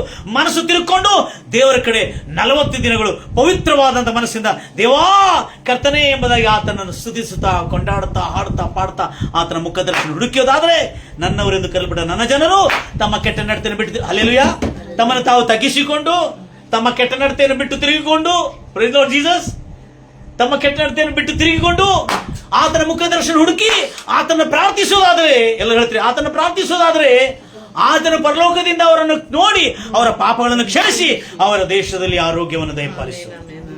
ಎಲ್ಲರ ಕಣ್ಣ ಮುಚ್ಚನ ದೇವರ ಮಕ್ಕಳು ಎಲ್ಲರೂ ನಿಂತೋಣ, ದೇವರಿಗೆ ಸಮರ್ಪಿಸೋಣ. ನಿಮ್ಮ ದೇವರಾದ ಕರ್ತನು ಆ 40 ದಿವಸ ಕರುಣೆ ದಿನಗಳು, ಆ 40 ದಿವಸ ಕೃಪಾ ದಿನಗಳು, ಆ 40 ದಿವಸ ನಾವು ಮಾರ್ಪಾಟ ಆಗತಕ್ಕಂಥ ದಿನಗಳು ಈಗಲಾದರೂ ಮಾರ್ಪಾಟಾಗೋ ನನ್ನ ಪ್ರಿಯ ಸಹೋದರಿ ಸಹೋದರೇ, ಈಗಲಾದರೂ ಎಚ್ಚೆತ್ತುಕೊಳ್ಳೋಣ ನನ್ನ ಪ್ರಿಯ ಸಹೋದರಿ ಸಹೋದರೇ. ನಮ್ಮನ್ನು ನಾವು ನಮ್ಮ ಕೆಟ್ಟ ನಡತೆಯನ್ನು ಬಿಟ್ಟು ತಿರುಗಿಕೊಳ್ಳೋಣ, ನಮ್ಮ ದುರ್ನಡತೆಯನ್ನು ಬಿಟ್ಟು ತಿರುಗಿಕೊಂಡು ನಮ್ಮನ್ನು ನಾವು ತಗ್ಗಿಸಿಕೊಳ್ಳೋಣ. ಮೊದಲನೇದಾಗಿ ತಗ್ಗಿಸುವಿಕೆ ಬರಬೇಕು. ಬರಬೇಕಾದ್ರೆ ನಾವು ನಮ್ಮ ಪಾಪ ಅಪರಾಧಗಳನ್ನು ಒಪ್ಪಿಕೊಳ್ಳಬೇಕು. ಯಾರ್ಯಾರ ವಿರೋಧವಾಗಿ ಪಾಪ ಮಾಡಿರೋದಾದ್ರೆ ಅವ್ರಿಗೆ ಹೋಗಿ ಕ್ಷಮಾಪಣೆ ಬೇಡ್ತೀವಿ. ಇವತ್ತು ಯಾರ್ಯಾರು ನಾವು ನಿನ್ನ ಪ್ರಜೆಗಳು, ನಮ್ಮನ್ನು ತಗ್ಗಿಸಿಕೊಳ್ಳುವೆವು, ನಮ್ಮ ಕೆಟ್ಟ ನಡತೆಯ ಬಿಟ್ಟು ತಿರುಗಿಕೊಳ್ಳುವೆವು, ನಿಂಗೆ ಪ್ರಾರ್ಥಿಸುವೆವು, ನಿನ್ನ ದರ್ಶನ ಬಯಸುವೆವು, ನಿಂಗೆ ಪ್ರಾರ್ಥಿಸುವೆವು, ನಿನ್ನ ದರ್ಶನ ಬಯಸುವೆವು, ಪರಲೋಕದಿಂದ ಲಾಲಿಸಿ ನಮ್ಮ ಪಾಪವೆಲ್ಲ ಕ್ಷಮಿಸಿ, ನಮ್ಮ ದೇಶದಲ್ಲಿ ಆರೋಗ್ಯ ದಯ. ನಮಗೆ ಬೇಕಾಗಿರ್ತಕ್ಕಂಥ ಒಂದು ಒಳ್ಳೆ ಅವಕಾಶ, ಒಳ್ಳೆ ಸಂದೇಶ ಅಂದ್ರೆ ನಾವು ಅಲ್ಪಸಂಖ್ಯಾತರಾದ ನಾವು ನಮ್ಮನ್ನು ತಗ್ಗಿಸಿಕೊಂಡು ನಮ್ಮ ಕೆಟ್ಟ ನಡತೆ 2ನೇ ಪುರಕಲ ವೃತ್ತಾಂತ 7ನೇ ಅಧ್ಯಾಯ 17ನೇ ವಚನದಲ್ಲಿ ಬರೆಯಲ್ಪಟ್ಟ ಪ್ರಕಾರವಾಗಿ ನಮ್ಮನ್ನು ತಗ್ಗಿಸಿಕೊಂಡು ನಮ್ಮ ಕೆಟ್ಟ ನಡತೆ ದರ್ಶನ ಹುಡುಕೋದಾದ್ರೆ, ಹೌದು ನಮ್ಮ ಕೆಟ್ಟ ನಡತೆ ಬಿಟ್ಟು ಆತನ ಮುಖ ದರ್ಶನ ಹುಡುಕಿ, ಹಲ್ಲೆಲೂಯಾ, ಆತನ ಮುಖ ದರ್ಶನ ಕೇಳಿ, ಆ ಪರಲೋಕದಿಂದ ಆತ ನಮ್ಮ ಪ್ರಾರ್ಥನೆ ಕೇಳಿ ನಮ್ಮ ಪಾಪಗಳನ್ನು ಕ್ಷಮಿಸಿ ನಮ್ಮ ದೇಶದಲ್ಲಿ ಆರೋಗ್ಯ ಪಡಿಸ್ತಾನೆ. ನಿಮ್ಮ ಲೆಂಟ್ ದಿನಗಳ ಪ್ರಾರ್ಥನೆಯಲ್ಲಿ ನೀವು ನಮ್ಮ ಕೆಟ್ಟ ನಡತೆ ಬಿಟ್ಟು ತಿಳ್ಕೊಳ್ಳೋದಾದ್ರೆ, ದೇವರು ಈ ಲೆಂಟ್ ದಿನಗಳಲ್ಲಿ ನಮ್ಮ ಹೃದಯವನ್ನು ಸಂಪೂರ್ಣವಾಗಿ ಸಮರ್ಪಿಸಿ ಇನ್ನು ಮುಂದೆ ಕೆಡಕತನಕ್ಕೆ ಹೋಗುದಿಲ್ಲ, ಇನ್ನು ಮುಂದೆ ಪಾಪಕ್ಕೆ ಹೋಗುದಿಲ್ಲ, ಇನ್ನು ಮುಂದೆ ದುರ್ಮಾರ್ಗಕ್ಕೆ ಹೋಗುದಿಲ್ಲ ಎಂಬ ತೀರ್ಮಾನ ಮಾಡಿಕೊಂಡು ಪ್ರಾರ್ಥನೆ ಮಾಡೋದಾದ್ರೆ, ನಮಗೆ ಮಾತ್ರ ಅಲ್ಲ, ನಮ್ಮ ಕುಟುಂಬಕ್ಕೆ ಮಾತ್ರ ಅಲ್ಲ, ನಮ್ಮ ದೇಶಕ್ಕೆ ದೇವರು ಆರೋಗ್ಯವನ್ನು ಕೊಡ್ತಾನೆ, ನಮ್ಮ ದೇಶಕ್ಕೆ ದೇವರು ಸುಖ ಕೊಡಲಿ ಎಂಬುದಾಗಿ ಎಲ್ಲರ ಹಾರೈಕೆಯಿಂದ ನಾವು ದೇವರಿಗೆ ಸಮರ್ಪಿಸೋಣ. ನಮ್ಮನ್ನು ಅತ್ಯಧಿಕವಾಗಿ ಪ್ರೀತಿ ಮಾಡುವ ಪರಲೋಕದಲ್ಲಿರುವಂತ ನಮ್ಮ ತಂದೆಯಾದ ದೇವರೇ, ಮಹೋನ್ನತನಾದ ದೇವರೇ, ನಿನಗೆ ಸ್ತೋತ್ರ ಕರ್ತನೆ. ಎಷ್ಟು ಆಸಕ್ತಿಯಿಂದ ಕರ್ತನೆ ನಿನ್ನ ಮಕ್ಕಳು ಬಂದಿದ್ದ ರಾಜ, ನಿನ್ನ ವಾಕ್ಯವನ್ನು ಕೇಳ್ತಾ ಇದ್ರೆ ಕರ್ತನೆ. ಕರುಣಾಮಯನಾದ ದೇವರೇ, ಸತ್ಯ ನೀತಿವಂತನಾದ ದೇವರೇ, ನಿನಗೆ ಸ್ತೋತ್ರವಾಗಲಿ ರಾಜ. ಹೌದು ಕರ್ತನೆ, ಲೆಂಟು ದಿನಗಳು ಬೈಬಲಲ್ಲಿ ಇದೆ, ಅದು ಸಾಮಾನ್ಯವಾದಂತಲ್ಲ. ತಮ್ಮ ಹೃದಯವನ್ನು ಹರಿದುಕೊಂಡು ತಮ್ಮ ಪಾಪ ಅಪರಾಧಗಳನ್ನು ಒಪ್ಪಿಕೊಂಡು ತಮ್ಮ ಹೊಟ್ಟೆಯನ್ನು ಒಣಗಿಸಿ ತಮ್ಮ ಶರೀರದಲ್ಲಿ ಎಲ್ಲ ಕೊಬ್ಬನ್ನು ಕರಗಿಸಿ 40 ಕಠಿಣವಾದಂತ ಉಪವಾಸವನ್ನು ಮಾಡಿ ಆ ನಿನವೆ ಜನರು ದೇವಜನರಾಗಿ ಮಾರ್ಪಾಟವಾಗಿ 1,20,000 ಜನ ಸಂಪೂರ್ಣವಾಗಿ ಮಾರ್ಪಾಟವಾಗಿ ಅವರಿಗೆ ಪರದೇಶಿಯಲ್ಲಿದ್ದಾರೆ ಎಂಬುದಾಗಿ ಯೇಸು ಕ್ರಿಸ್ತನ ಸಾಕ್ಷಿ ಮೂಲಕವಾಗಿ ನಾವು ಕೇಳುತ್ತೇವೆ ರಾಜ. ಅಂತ ಲೆಂಟು ದಿನಗಳು ನಮ್ಮ ಜೀವನದಲ್ಲಿ ಬರಲಿ ಎಂಬುದಾಗಿ ಹಾರಿಸ್ತಾ ಕರ್ತನೆ. ಹೌದು ರಾಜ, ಕರ್ತಾದಿ ಕರ್ತನೆ, ದೇವಾದಿ ದೇವನೇ, ಇವತ್ತು ಕ್ರೈಸ್ತರಾದ ನಾವೆಲ್ಲರೂ ಮಾಡ್ತಕ್ಕಂಥ ಲೆಂಟು ದಿನಗಳಲ್ಲಿ ನಮ್ಮ ದೇಶಕ್ಕೆ ಆರೋಗ್ಯ, ನಮ್ಮ ಕುಟುಂಬಕ್ಕೆ ಆರೋಗ್ಯ, ನಮ್ಮ ದೇಶ ಆರ್ಥಿಕದಲ್ಲಿ, ಭೌತಿಕದಲ್ಲಿ, ಆತ್ಮಿಕದಲ್ಲಿ ಆರೋಗ್ಯ ಪಡಲಿ ಎಂಬುದಾಗಿ ಹಾರೈಸುತ್ತಾ ಪ್ರಾರ್ಥಿಸುತ್ತಾ ಶುಭವಾಗಲಿ. ನನ್ನನ್ನು ಕೇಳ್ತಿರ್ತಕ್ಕಂಥ ಎಲ್ಲ ನನ್ನ ಪ್ರಿಯ ಸಹೋದರಿ ಸಹೋದರೇ, ಲೆಂಟು ದಿನಗಳು ಮಾಡಬಾರ್ದಂತಿಲ್ಲ, ಮಾಡಿದರೆ ಅದರಿಂದ ಎಷ್ಟು ಸುಖ ಇದೆ ಎಂಬುದಾಗಿ ನಿನವೆ ಜನರು ಆ ಸುಖ, ಆ ಶಾಂತಿ, ಆ ಸಮಾಧಾನ ಪಡ್ಕೊಂಡಿದ್ದಷ್ಟೇ 40 ದಿವಸ ಆದ ನಂತರ ಅವರ ಜೀವನವೇ ದೈವಿಕವಾದಂತಹ ಜೀವನ, ಮಾರ್ಪಾಟವಾಗಿರುವ ಜೀವನ, ಪರಿಶುದ್ಧ ಜೀವನ, ಪವಿತ್ರವಾದಂತಹ ಜೀವನವಾಗಿ ನಿರ್ಣಯಿಸಲ್ಪಟ್ಟು ಚೇಂಜ್ ಆಗಿ ನೀತಿವಂತರಾಗಿ ನಡ್ಕೊಂಡು ಕೊನೆಗೆ ಪರದೇಶಿ ಸೇರಿದರೆ ಎಂಬುದಾಗಿ ಮತ್ತಾಯ ಸುವಾರ್ತೆ 12:39 ಹೇಳಿದ ಪ್ರಕಾರವಾಗಿ ರಾಜ ಕರ್ತನೆ, ನನ್ನ ಕೇಳ್ತಿರ್ತಕ್ಕಂಥ ಎಲ್ಲ ನನ್ನ ಪ್ರಿಯ ಸಹೋದರಿ ಸಹೋದರಿಗೆ ಅವರ ಜೀವನ ಕೂಡ ಸುಖ, ಸಮಾಧಾನ, ನೆಮ್ಮದಿ, ತೃಪ್ತಿ, ಆರೋಗ್ಯಗಳಿಂದ ಪವಿತ್ರ ತೃಪ್ತಿಯಿಂದ ನಮ್ಮನ್ನು ತುಂಬಿಸಿ ರಾಜ ಕರ್ತನೆ. ನಾವೆಲ್ಲರೂ ನಿನ್ನ ಸಮ್ಮುಖದಲ್ಲಿ ಬಂದಿರುವುದರಿಂದ ನಿನ್ನ ರಕ್ತ ನಮ್ಮನ್ನು ಶುದ್ಧೀಕರಿಸಿ ನಮ್ಮ ಪಾಪಗಳನ್ನು ಕ್ಷಮಿಸಿ ನಮ್ಮ ದೇಶದಲ್ಲಿ ಆತ್ಮಿಕವಾದಂತಹ ಆರೋಗ್ಯ, ನಮ್ಮ ದೇಶದಲ್ಲಿ ಭೌತಿಕವಾದಂತಹ ಆರೋಗ್ಯ, ನಮ್ಮ ದೇಶದಲ್ಲಿ ಆರ್ಥಿಕವಾದಂತಹ ಆರೋಗ್ಯವನ್ನು ದಯಪಾಲಿಸಿದ್ದಕ್ಕಾಗಿ ನಿನಗೆ ಸ್ತೋತ್ರ, ಸ್ತುತಿ, ಗಾನಗಳನ್ನು ಮಾಡ್ತಾ ಯೇಸು ಕ್ರಿಸ್ತ ನಾಮದಲ್ಲಿ ಕೇಳುತ್ತಿರ್ತಕ್ಕಂಥ ಎಲ್ಲರ ಜೀವನದಲ್ಲಿ ಅವರ ಕುಟುಂಬದಲ್ಲಿ ಸುಖ, ಶಾಂತಿ, ಸಮಾಧಾನ, ನೆಮ್ಮದಿ, ತೃಪ್ತಿ, ಆರೋಗ್ಯಗಳು ಬರಲಿ.